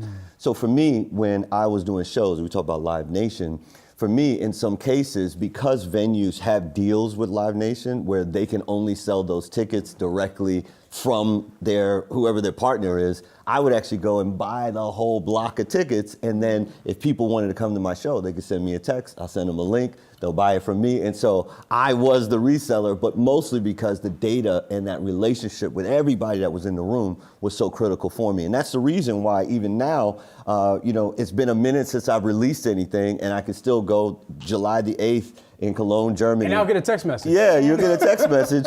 July the 8th, Cologne, Germany, we're going to do an open air, 3,000 people. And so that's because in my phone, I can press that button and say, hey, everyone around the world, you haven't been to a concert in a minute. Here's where it's going down. Here's how you get the tickets. And it's incredible, the ability to have that kind of power when you have that kind of ownership. Does AI need to be more involved in setting, say, ticket prices, for instance, because you think about the snafus that happen with like Taylor Swift, with also even the cost of Beyonce tickets. When I saw some of those, I'm like, no way. Right. Because there's a balance in terms of how you price them and not turning off your audience. And, people just paying, some of it may run counter to your financial advice you give people, just paying their bills versus buying a ticket to a concert. Right. Does AI need to be more involved in that? It's possible, but I think really at the end of the day, we all want to have the best human experience. And when we think about music and we think about that value that's given, it literally is the soundtrack of our lives. And so sometimes you might just want to go ahead and splurge in, that once in a lifetime or priceless experience. You go with your girls, you go with your family, you go and you take in that concert that, might be a little bit more expensive outside of your budget, but that's going to happen once every 3 years, once every 5 years. And so I think, penny pinching sometimes is at the expense of maybe enjoying life at the fullest. And I think, nothing's promised, so we should always, always, always live and live good, in my opinion. Balance. Ryan. My sisters and I are going to come with you since we have a family connection now. Come on. Just lastly, before we let you go here, we think about what you're doing in trying to engage people and teach them how to financially plan and wealth plan for the future. We'd be remiss if we didn't ask you, we talk about investing every day, all day here. Right. How are you going about doing that? And how do you even approach that for yourself? Managing money, what does your portfolio look like? Yeah. Well, listen, I was very, very fortunate early on to have mentors, and really in particular one mentor that broke down for me how important it was to have ownership in the platforms I was using every day. So very, very early on, I recognized that technology was going to transform the way that my industry was able to actually generate and be valuable. And so I was a very early investor in all of the platforms that I was using. I was on YouTube, and I couldn't be an early stage venture investor in YouTube, but when it was acquired by Google, I was a shareholder there. I was, when you think about Instagram, it's owned by Meta. I couldn't be in the early stage startup investor, but owning shares of Meta at that time. When I was looking to actually get equipment for my studio, I was buying it off of Amazon. I said, man, this is amazing. It's coming the next day. It's coming, So I wanted to be a shareholder there. And really, for the club that we have basically it's called the Wealth Plan Club. We have folks that come to me, and I think what's most striking is that very, very basic financial information, even though it only requires middle school math, is somehow missing from the curriculum in every single stage. So if all you need is middle school math to understand how to invest well, why are we not teaching it at that level? And so a lot of the folks, and it's a lifetime membership in our Wealth Plan Club, they come with whatever they have, whatever information they have. And my goal is to actually teach them how to navigate the financial markets in a way that they don't have to operate from a sense of scarcity. They can actually look and say, okay, if I know how to navigate the right way, and that's the reason why even here today, I've been able to navigate, I'm talking about front page of the New York Post, $1 million settlements, all kinds of stuff, and still being able to live at the level I want to live because I understand how financial markets work. And so that's really what Wealth Plan is all about. Love it. Ryan Leslie, Superphone founder and Grammy-nominated producer, joining us here on Yahoo Finance in studio. Thanks so much, Ryan. Yeah, thank y'all. Appreciate it. Thank you. We appreciate you. And coming up, what's behind the housing crisis hitting middle-income buyers? Yahoo Finance housing reporter Rebecca Chen breaks it down for us.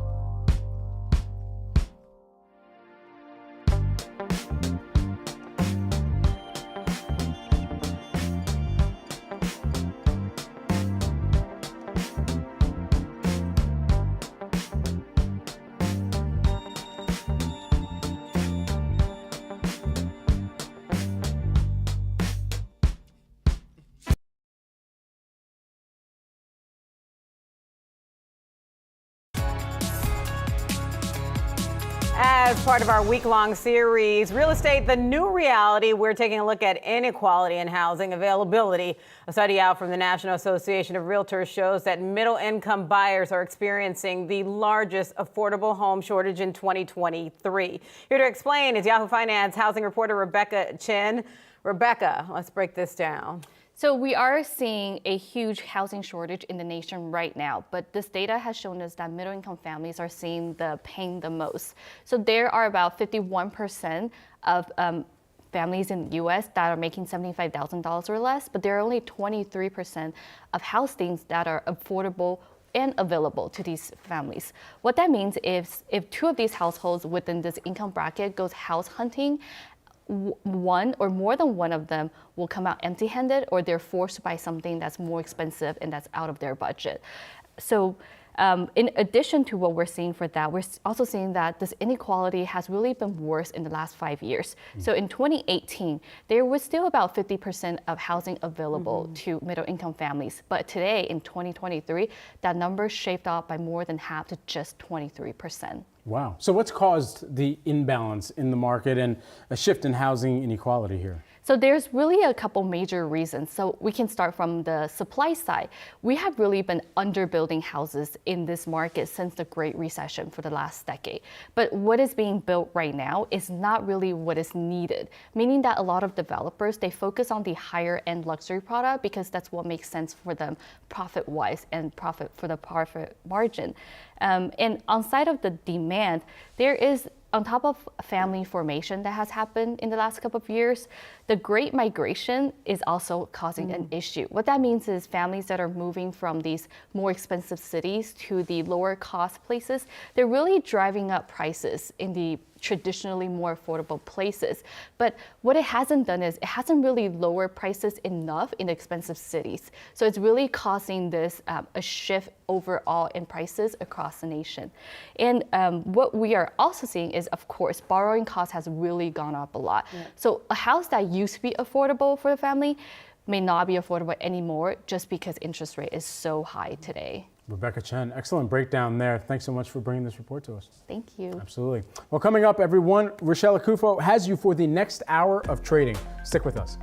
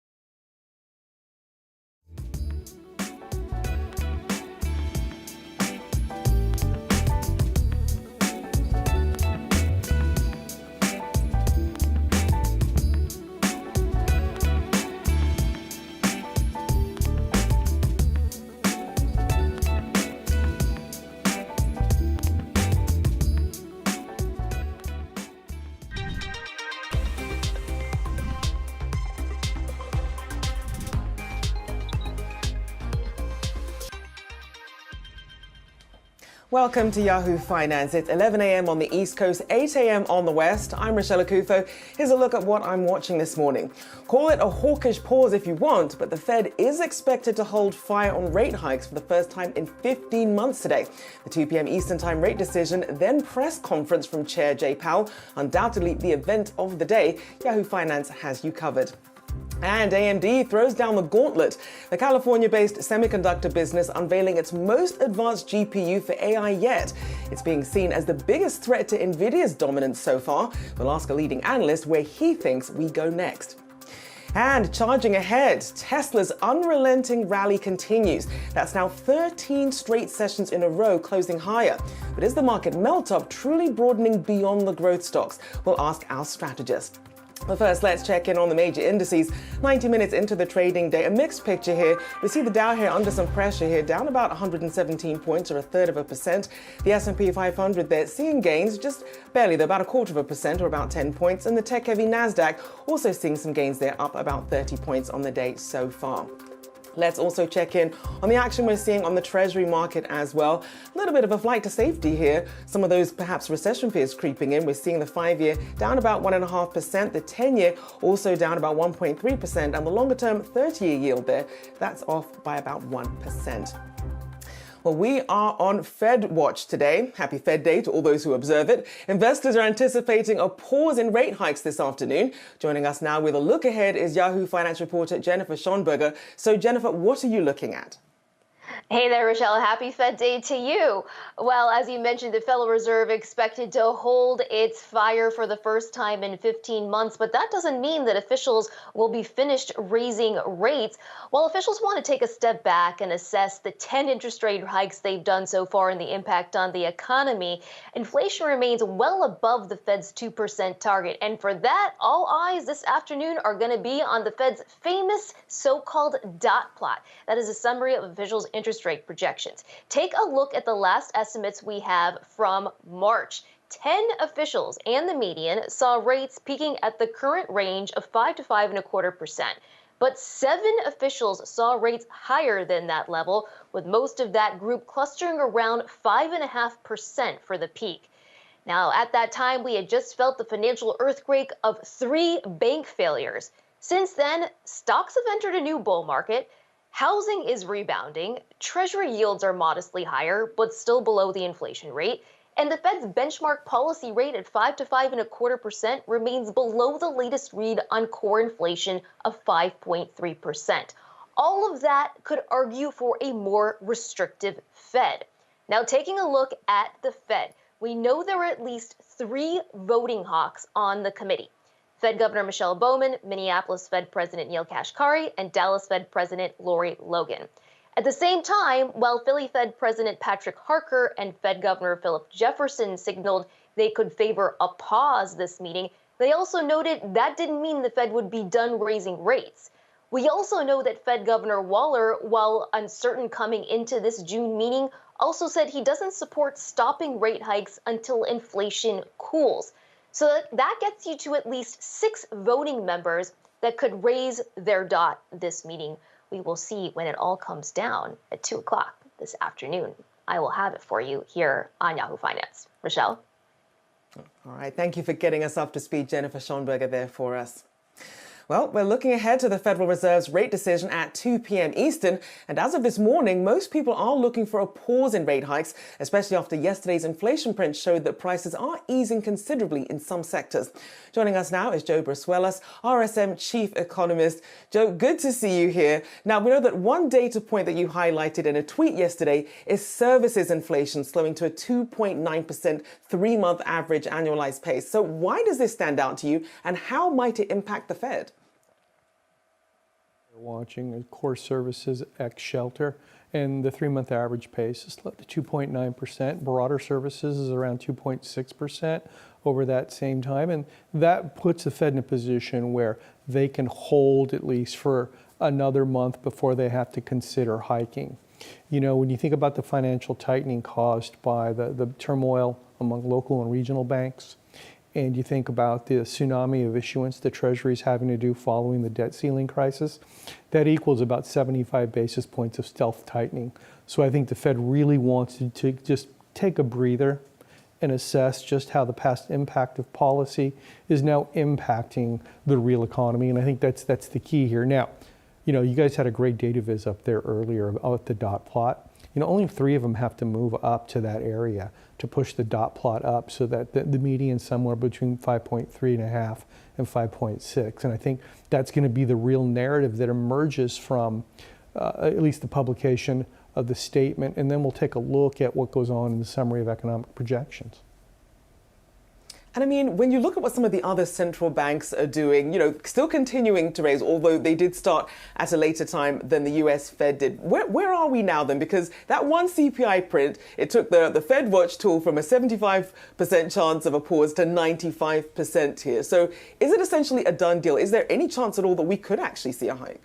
Well, of course there is. All of these meetings right now should be considered live. Now, I don't think that's the case. We're going to get a hike with a tightening bias.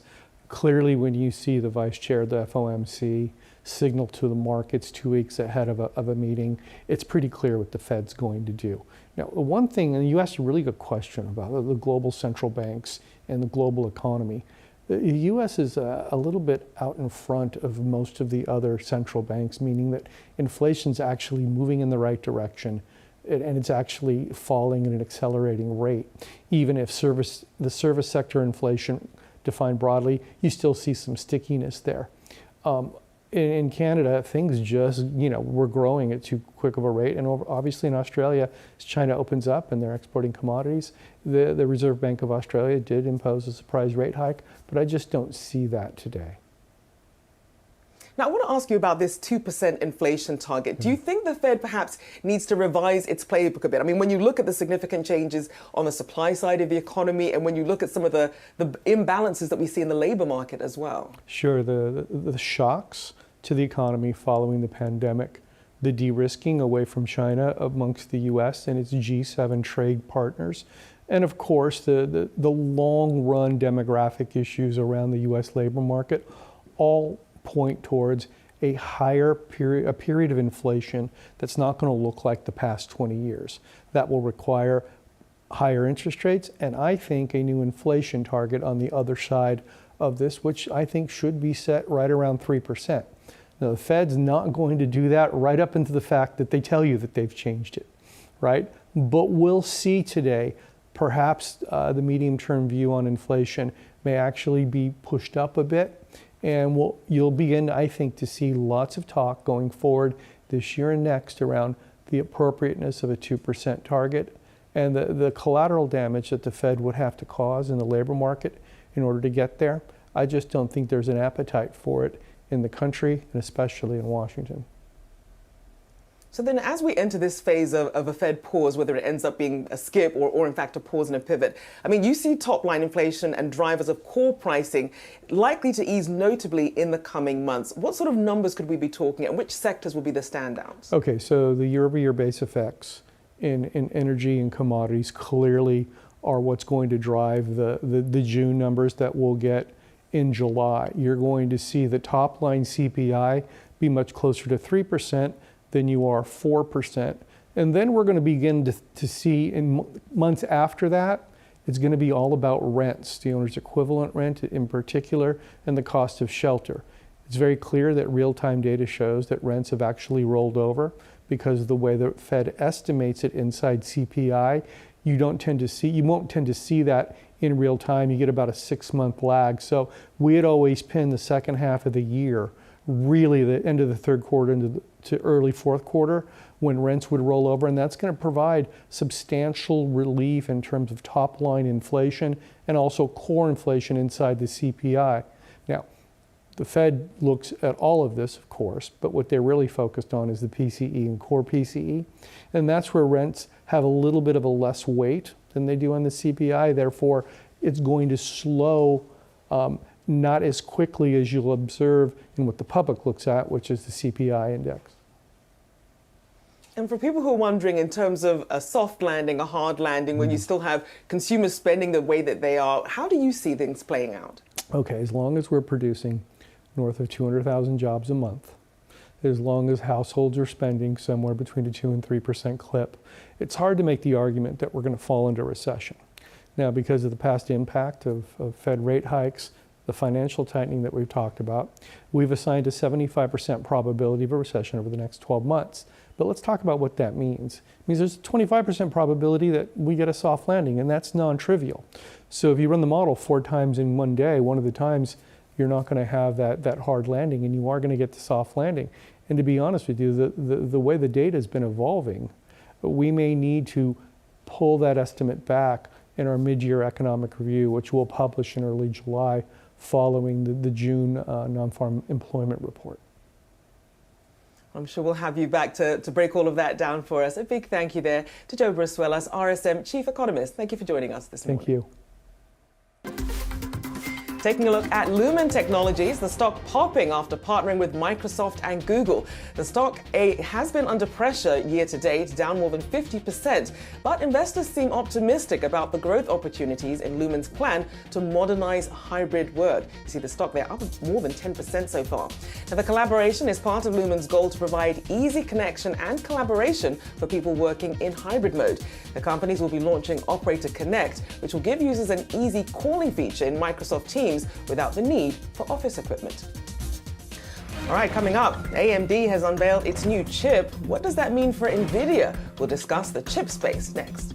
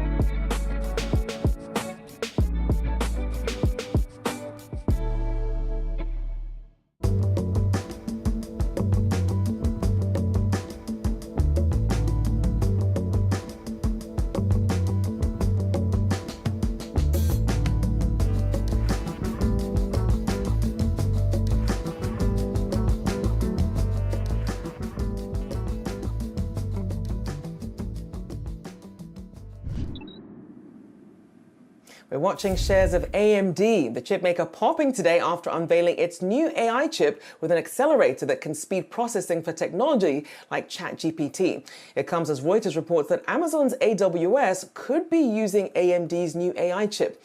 Let's bring in John Vin, KeyBanc Capital Markets equity research analyst, to discuss this. Welcome to the show here.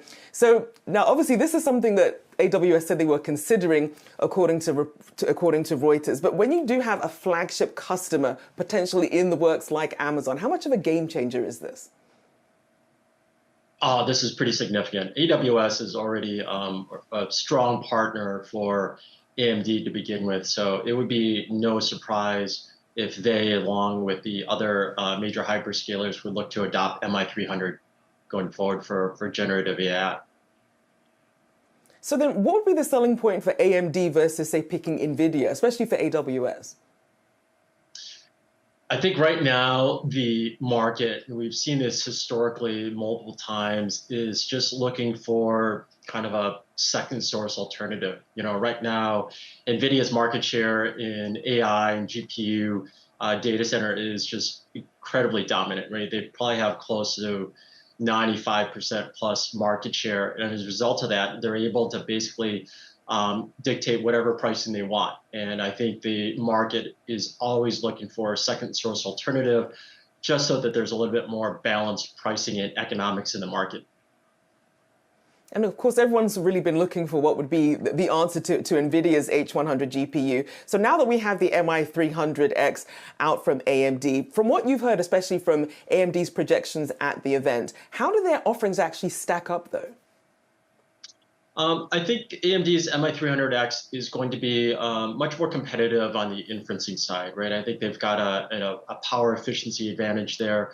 On the training front, I think NVIDIA still has a much more better performance chip, but I do think that AMD is going to be competitive on the training front. But there is such a significant opportunity in generative AI across both inferencing and training that that there's more opportunities for both vendors in this space.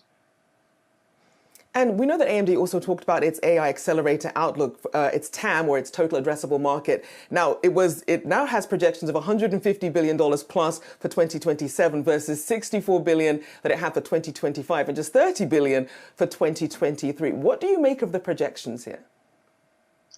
I think it's a pretty reasonable projection, right? You know, obviously a lot has changed in the industry over the last 6 months.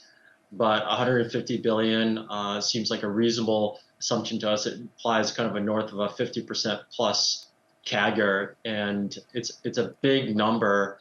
And if you look at AMD, they don't have to gain much market share there for it to really meaningfully move the needle for them. And in terms of the data center advantage here, how does that play into sort of the AI chip space?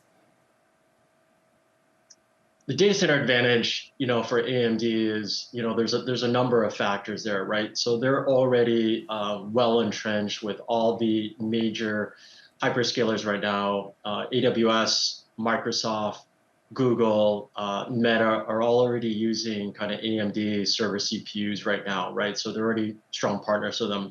If you look at the major framework vendors for AI, such as like a PyTorch and a Hugging Face, were both at the event yesterday. There's a big push in the industry to make these neural network AI models to be, hardware platform agnostic, right? And all of these factors only plays into, AMD's advantage, and you're likely, as a result of this, going to see increasing adoption of AMD's GPUs in the data center going forward for generative AI. So for investors who are seeing these different names in this space, obviously you have your established brands, your NVIDIAs and your AMDs, but obviously a lot of people have this fear of missing out. They don't want to get left behind. How should investors approach this space? What sort of checklist should they go through in really determining which are the best companies that they should be looking at? It's a combination of just valuation and what sort of exposure you want to have. Certainly NVIDIA and AMD are at the top of our kind of AI list. But if you look at other vendors or suppliers in the chip space that have kind of emerging exposure to AI, I would also encourage investors to also consider Marvell, Broadcom, who's the main kind of ASIC supplier for Google's GPUs, as well as Monolithic Power, who's a key power management supplier into the GPU data center space. So certainly some opportunities still to be had before these valuations keep going sky high. A big thank you there to John Vinn, KeyBanc Capital Markets Equity Research Analyst. Thank you so much. Thank you, Michelle. You're very welcome. So investors are awaiting the Federal Reserve's rate decision later this afternoon as the central bank contends with the latest CPI report, which shows headline inflation continuing to ease. Joining us now is Waddell & Associates and CEO and Chief Investment Strategist David Waddell. Thank you for joining me this morning. So I want to first get your takeaway here. Obviously, you have a data-dependent Fed, this CPI print showing that continuing softening in inflation here. What's your take on how investors should be viewing this? Well, not only is it softening, Rochelle, but it's also falling like a rock. I mean, consider the fact that 2 months ago we were at 5, now we're at 4, next month we'll be at 3. We got that PPI number this morning that was decidedly negative and has been for 4 or 5 months in a row. So inflation's fallen 5% off of the peak, and it's fallen from 6 just in February. So inflation's falling like a rock. There's no way that the Fed, if they're data dependent, can deny that. So that absolutely cements the pause. And as you said, 5% of people out there think they're going to hike. I don't know what those 5% of people are looking at, because if they're data dependent, the data says you got to stop here. And maybe what we hear today, I kind of doubt it. It'll be a hawkish pause, if you will, but it's less higher for longer and maybe here for longer. So you talked a little bit about the dot plot. Maybe we see them signal one more rate increase just to keep everybody honest. But this rate hike campaign is over, and that's a good thing for investors. I'm not sure it ignites a rally from here, but it certainly validates the rally that we've had. Now, we had a visual just up there a second ago talking about the 3 recessions: economic, markets, and earnings. So walk us through, first of all, we'll start with markets, where we are in that process and what the playbook is for investors. So that recession is over. Congratulations, we had it last year. So when the Fed took the podium last year and made recession a policy, the marketplace looked at that and said, okay, what do we do? And so they went back to recessions from the past. Take the last 12, and the S&P 500 came down 24% at the median over the last 12. So they just discounted the market 25% into October, which was consistent with a recession. So we didn't have one, but psychologically we did, economically, I mean. So the market recessed into last October, and then it dusted off the playbook and said, what happens when recessions end? Well, markets tend to go up, 25% over the next 12 months. And lo and behold, at this point, we're not in October yet. Market crabs sideways from here. We're up 25%. So the market recession has happened. The earnings recession that people have been calling for on the median over those same recessions in the economy that I referred to, you might see a 13% drawdown in earnings. That hasn't occurred. We are down 6% from the top. We'll see what happens this quarter. Last quarter may have been the low. This quarter may have been the low. So we're in the middle of the earnings recession, but it's about half of what the analyst community was calling for. And then in terms of an economic recession, have we had one? Have we not had one? Remember, the first 2 quarters of 2022 were negative. So technically, in the books, that's a recession. But we didn't count it as such because consumers were strong. Now we look forward, and consensus is that the economy will contract less than 1%, maybe third quarter, fourth quarter, first quarter. Who cares? It doesn't matter. Basically, the economy has been bumping along at a 1% real GDP growth rate for the last 6 quarters. And so as long as it doesn't mortally wound earnings, we're fine. And companies have navigated through this slow growth period extremely well, done a lot of restructuring, et cetera. So I think the market recession has happened. I think the earnings recession is happening, and it's not nearly as negative as people thought it was going to be. And I think the economic recession has yet to happen, but if it does, it's a non-event. Go back and look at 1990. And so then for people who have been sort of worrying about the recession then, but when you look at the labor market, when you look at the strength of the consumer then, what do you think is going to be the next catalyst that investors should be focused on when they have sort of different indicators telling them different things about a recession? Well, so I gave a speech in Boston, I think last week at an institutional investor conference, and there are 100 people managing a whole lot of money in the room. And I said, how many of you all think this market's going to be higher 3 months from now? One hand went up. That's a whole lot of people that are offsides in a market that's now up 15% on the year. And so you've got a huge amount. In fact, there's 8 trillion and change in money market funds globally. So you got a lot of people that are out of position, which sparks this FOMO rally. And remember, at the end of May, we had AI hype going for us. We had earnings sentiment negative. We had economic sentiment negative. Now it's June, 2 weeks later, and we've got AI hype going for us. Now we've got earnings estimates rising, and we've got economic estimates rising. At the margin, it looks like the Fed is done. So if you're sitting on a whole bunch of cash waiting for the retest of the October 2022 lows, and you're thinking that ain't going to happen, you've got to get involved. And then the question is, where do you get involved? Okay, I don't want to buy the FOMO AI stocks, and so I'll go buy the rest of the market, which is decidedly cheap. And that's why breadth is improving. So this is a pretty healthy setup as we go forward. And if earnings do end up rolling in as I expect they will, there's a lot of earnings power in this market going forward. So those sitting in cash at some point are just going to have to capitulate and buy. All right, time to get off the sidelines. A big thank you to Waddell & Associates CEO and Chief Investment Strategist David Waddell. Thank you for chatting with me this morning. All right, coming up, we've got more market coverage ahead, and we'll be taking a look at how data companies can continue to stay competitive in the generative AI rush with President of Tracer, Obeli Brown-West.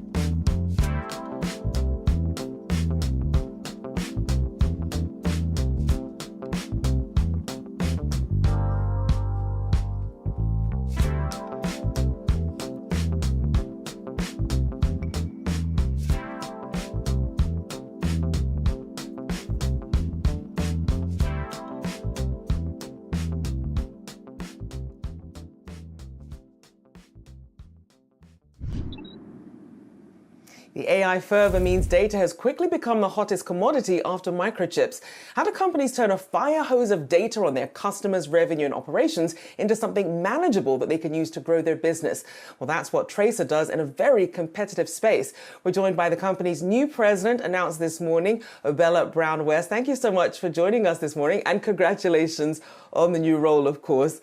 You're coming in at a time, you're very welcome, you're coming in at a time where data is considered the new oil at this point. What is your vision for the company when you're coming into a space that's really been changing so quickly in the last few months? Yeah, absolutely. Thank you so much for having me. This space, as we all know, data is absolutely everywhere. And our platform is a data intelligence platform that empowers businesses to have better control of their data.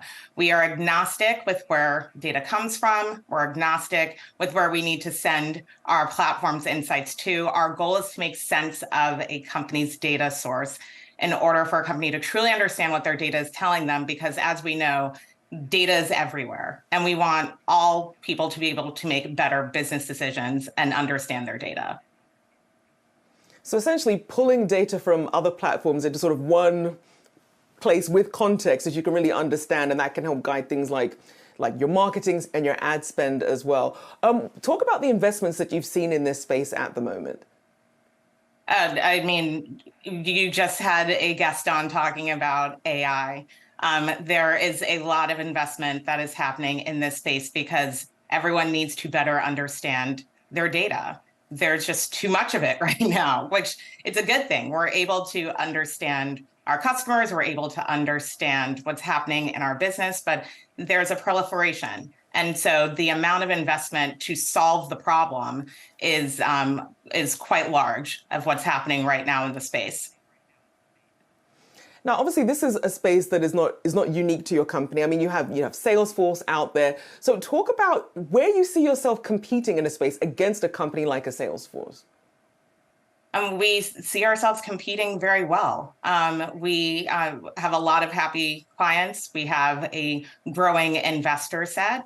We completely respect what our competitors are doing. We respect the efforts of Salesforce, but a lot of our competitors, they tend to work in a closed environment. And as I said before, we are completely agnostic. And so we want to just help our clients solve their problems, regardless of where their data is coming from, regardless of where it needs to go to. And a lot of our competitors can't say that. They work within a little bit of a sandbox, which is limiting and only gives you a small view of what your data story is. And we hope to break that down and be a real challenger in the market. And I think our investors would agree that they also see the opportunity that Tracer brings. And it has been a tough market for a lot of startups. Investment has been falling off, but especially when it comes to AI, that's a space that we continue to see companies pour into. But then we also see a lot of companies perhaps looking at bringing some of that in-house. Are there any plans at some point in terms of acquisition, or are you really still trying to be a standalone company when you do still have some of these big tech companies perhaps absorbing some of these smaller AI companies to do this sort of work? Yes, right now we are focused on making Tracer the best company that it can possibly be, the best platform that it can possibly be. If there are conversations down the road for potentially in-housing, we are open to having those. But right now we are very focused on continuing to serve our clients, build our client base, and make the platform the best it can be without getting too distracted about what the future might hold. It certainly is moving rapidly. Well, a big thank you to the president of Tracer, Obella Brown-West, and congratulations once again. Thank you so much. Thanks for having me.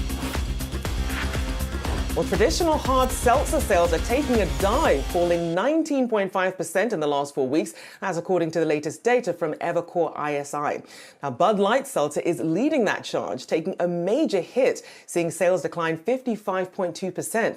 This comes as Anheuser-Busch's Bud Light has fallen from its titular role as the United States' top-selling beer, replaced by Modelo Especial, who are owned by Constellation Brands. Now, the ongoing boycotts against Bud Light for partnering with transgender influencer Mulvaney have seen overall sales decline to 25% in the past several weeks. Now, the major drop in sales is having negative impact across the business, with distributors saying that their year is screwed, according to the Wall Street Journal. We'll continue to track that for you. All right, coming up, we're getting real about real estate. For our series, Real Estate, the New Reality, Yahoo Finance's Shauna Smith sat down with real estate mogul Barbara Corcoran. That's coming up next.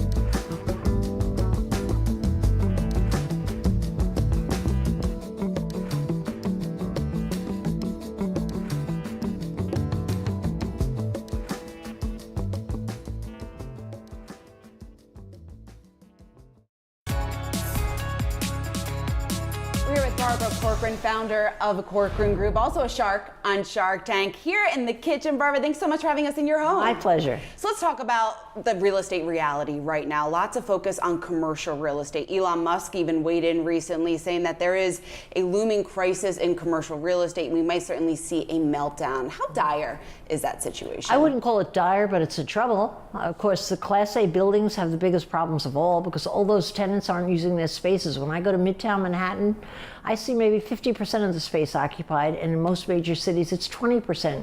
You can't keep that up. You can't pay your banker. You can't pay off the loan if your tenants aren't occupying the spaces. So everyone who's saying there's not a problem there is not being truthful. We have problems looming. Barbara, what's a ripple effect from that, just in terms of the impact on the economy and the impact really more broadly on commercial real estate? Well, more broadly on commercial real estate, it should make people slow down to build commercial real estate, but those commitments have been out for like 3 years, so those buildings are going to happen. So far as other, probably the biggest problem with the commercial meltdown, to use your word, which I wouldn't call it that myself, is the banks. The banks aren't going to be paid. The banks we're speaking about are regional banks. They can't afford not to be paid. And so we're going to see some banking problems, more banking problems. Let's talk about what's going on within housing right now when it comes to the residential side of things. Higher mortgage rates obviously has kept many buyers on the sideline. What do you make of the current environment right now? Well, it's a choppy environment and a nervous one, and it shouldn't be. I think people are coming to the wrong conclusions on buying a home right now. I think it's the absolute best time to buy a home for a couple of reasons. One, interest rates will come down again, and if you buy it now, you can refinance. And also, if you wait until interest rates come down, even by 1.5 points, I think all hell is going to break loose. Everybody will come charging the market, and you'll be paying another 10% for the house. So there's nothing in my logic that says it makes sense to wait. You ought to jump in now and get the house while you can when there's less competition, and it's still very competitive. What does the timeline look like on that, just in terms of rates dropping and the housing prices potentially jumping 10%? Well, the minute rates come down, who knows what's going to happen. We've had 11 increases in a row, and people are anticipating the rates will be kept steady or possibly come down. But the minute it comes down substantially, like north of 1 point, everybody's going to charge the market. That's the timetable on the whole thing. When it comes to those first-time home buyers, many of them have been on the sidelines because they simply cannot afford houses right now. When it comes to home affordability, do you see any improvement along those lines, or what's that going to take in order to see improvement with that situation? Well, what dictates first-time home buyers, which is the inception of any market cycle, is really jobs. And there's been tremendous job growth. There's been very little unemployment. I think there was a survey I was reading last week where they said the typical home buyer is spending another 15% of their income on housing right now to keep up with it. No, I think we have a lot of growth. I think it's very hard to get into the market for the first time, and 2/3 out of all the purchases are all cash. You know that. So it's the rich people are buying now, but I think when interest rates come down again, the middle class people who want to get their first house will jump into the market with fervor. What are the most attractive markets right now? If you had to name a top 3 place to buy, what would those locations be? As a house? As a house, yes. Well, I would have to say Manhattan first.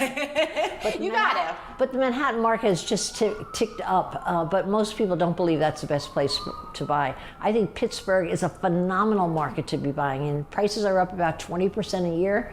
The youth is coming in there, the most educated population. People are real estate friendly. There's new development. You could pretty much live very well in Pittsburgh today, which you can in New York if you're a middle-priced worker. How do you see, with more and more people working from home, that has certainly had a massive impact on real estate where people are buying. We've seen popularity in the South and the Sun Belt region. How much of that has to do with the remote work, and what do you make of that trend as a business leader, as an investor? That's not going to go away. I mean, the young people will not come to work full-time unless you want to settle for less good young people. If I want to hire for a new position, the first priority is, can I work from home? And we have a hybrid model. Sure, you work from home as long as you get it done. Any employer who doesn't have that attitude toward young workers isn't going to get premium workers. It's just the way it is. So that's not going away. Let's talk about renovations. We know so many people were renovating their home during the pandemic. If they weren't out there looking to relocate, is now still a good time to make that home renovation decision? Because prices are coming down. Lumber has come down. You can get the supplies you need. There was a period where you couldn't even renovate, no matter how much money you had, because you couldn't get the supplies. That has totally changed. The problem is finding a contractor. Contractors are busier than anyone else on earth. So if you find a contractor who would take your job, you're in luck. And if you're making that home renovation, what's your top tip? What should people be considering when they are making that decision? Make sure you have the curb appeal you want, and the curb appeal today happens online. So when you have that first beauty shot of the house, it's got to be in the best season, the best look. Even if you paint it in, you paint in the bushes, whatever you have to do, make sure it looks like somebody wants to come and get another peek. And once you get into the house, the 2 best improvements are improve on the size of your living room rug, because people will judge the size of your living room based on the rug. And the second thing is make sure you buy a new refrigerator. They will not open the stove. They will not really open your cabinets, but they always open the refrigerator. So buy a new refrigerator. Yeah, of course. It's worth spending a lot of money on. We're sitting right here in New York City, an area that has a massive amount of empty buildings, office spaces that simply are not being used. What's going to happen to that? Well, the Class B buildings have smaller office plates, and they have more window space. so they can be converted to co-ops. Nobody's done them yet, but I can't imagine that not going to happen. The cities don't stand in the way of that. They want to see the redevelopment, but the Class A buildings of 25 years ago on Park and Fifth Avenue, the best buildings in town, they have a problem.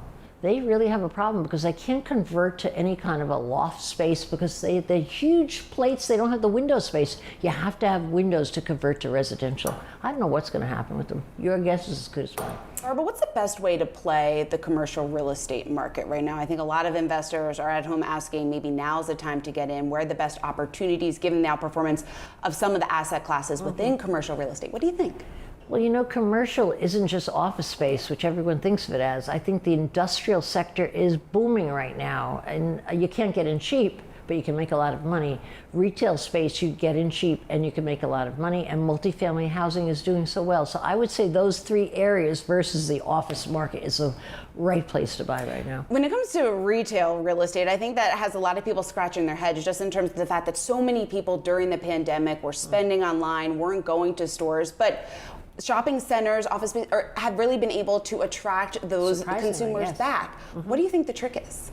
The trick is that people like to touch and feel and smell what they're buying. People want to get out and see what they can buy with their hands. It doesn't mean that it diminishes the ability to order online, but the retail sector has come back at a lower price, but it's come back definitely because people want to shop.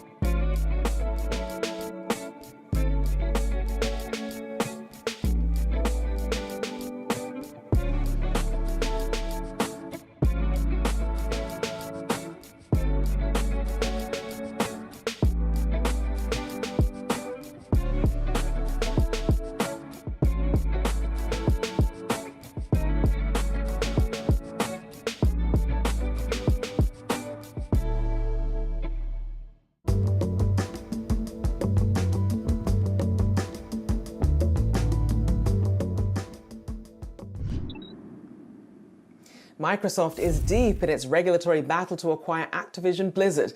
But another test is on the horizon, is its much anticipated Xbox release Starfield, set for September. For more on what this means for the tech giant, we're joined by Yahoo Finance's Dan Howley. Dan, I know you're all over this. Oh yeah, I'm absolutely all over this. I actually watched the entire Microsoft presentation over the weekend with my friend, nerding out. But this is about Microsoft's game Starfield. A lot of the conversation with Microsoft right now has to do with its impending acquisition of Activision Blizzard. That's being held up by the FTC as well as the Competition and Markets Authority in the UK. But the conversation that should be going on is what this game in particular means for Microsoft and its future. Starfield is the first new intellectual property from the company Bethesda. That's part of ZeniMax, which Microsoft acquired for $7.5 billion in 2021. The fact that this game is coming from Bethesda is massive. They have two franchises that are highly, highly regarded among gamers and critics. The Elder Scrolls series and Fallout. The Elder Scrolls Skyrim was a game that basically just generated memes for the gaming community, and now it's on every system you can think of. This is going to be the type of game, it's a Microsoft, Xbox, and PC exclusive that Microsoft uses to push its Game Pass service. Game Pass is really where Microsoft wants to move forward. It's part of the reason why they want to acquire Activision Blizzard, and this is the test for them to see if they can take a major first-party title and then use that to juice its Game Pass numbers. Getting into Game Pass, it starts at $9.99. There's the $15 version, it's $14.99 really, and you get cloud gaming involved in that. Microsoft is heavily pushing that. Starfield will be available on Game Pass and cloud streaming the day it's released to market, and that means that they're really going to want to see gamers engage, get the hours in on that service, and then if they do, then that means they'll re-up with other games in the future. And just to circle back to watching that event on Sunday with my friend, if you watched after every single announcement, they said coming to Game Pass the same day it's released, or Game Pass exclusive, things along those lines. So it's really part of Microsoft's larger gaming strategy. Sure, they're likely being outsold as far as hardware goes when it comes to the PlayStation 5 versus the Xbox Series X and S, but they're not thinking about that as much as they're thinking of the future, and the future is Game Pass and cloud streaming. So then, depending on how successful this is, I mean, could this end up backfiring on them and have regulators say, look, they're even more powerful when it comes to sort of factoring that into the Activision Blizzard merger? Yeah, it's a good question. I mean, look, their big deal with Activision Blizzard and the FTC's big deal is Microsoft has the bulk of the cloud streaming market. It's still a very, very nascent market, by the way. It's not as though, you can talk to your regular game and be like, hey, are you cloud, streaming this? No, that's not the case at all. That said, Microsoft, according to the UK CMA, has between 60 and 70% of market share. Their competitors include Sony's PlayStation service, Nvidia has its own service, and a few others, but really it's Microsoft and Game Pass. And if they go out and prove that they're capable of doing this without a major title like Call of Duty from Activision Blizzard, then that would potentially kind of hurt them in the long run as far as this FTC case goes, and then the UK's Competition and Markets Authority goes. So, it could be a negative if it does take off. But I think for Microsoft, the bigger win would be proof that its service is worth it and gamers want to go towards it, and then eventually it becomes the go-to for them. Activision Blizzard is all about the cloud as well, Call of Duty, but Microsoft isn't locking that into just them for now. They've said they'll offer it for 10 years on different platforms. So I think when it comes down to it right now, Starfield is probably the most important game that Microsoft is going to be releasing for years. I mean, this is going to be a fascinating test. Can't wait to see how it all unfolds. Our very own Dan Howley there with that great breakdown. Thanks so much.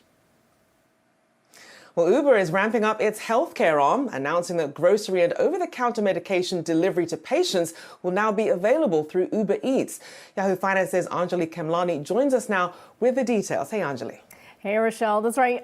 Uber has announced this, but it really has been almost 10 years in the making. The company is pursuing the idea that they can deliver anything to you. And of course, we've seen companies like Instacart and Shipt really expand their offerings when it comes to groceries and over-the-counter type of things that you would find in a grocery store. But this really pushes it one step further because they're tapping into the Uber Eats portfolio that they have and expanding on that. So as of now, the Uber health arm has been pushing the rides for appointments for patients, partnering with hospitals and the like. They then subsequently launched a prescription arm to get prescriptions to the doorstep. This helps with specifically allowing access to individuals who have lack of access to transportation or just are incapable of getting to any local location. Now they've added groceries and over-the-counter products to the list, and this really broadens the sphere of what Uber can do and puts it in a pretty competitive space. We know now, of course,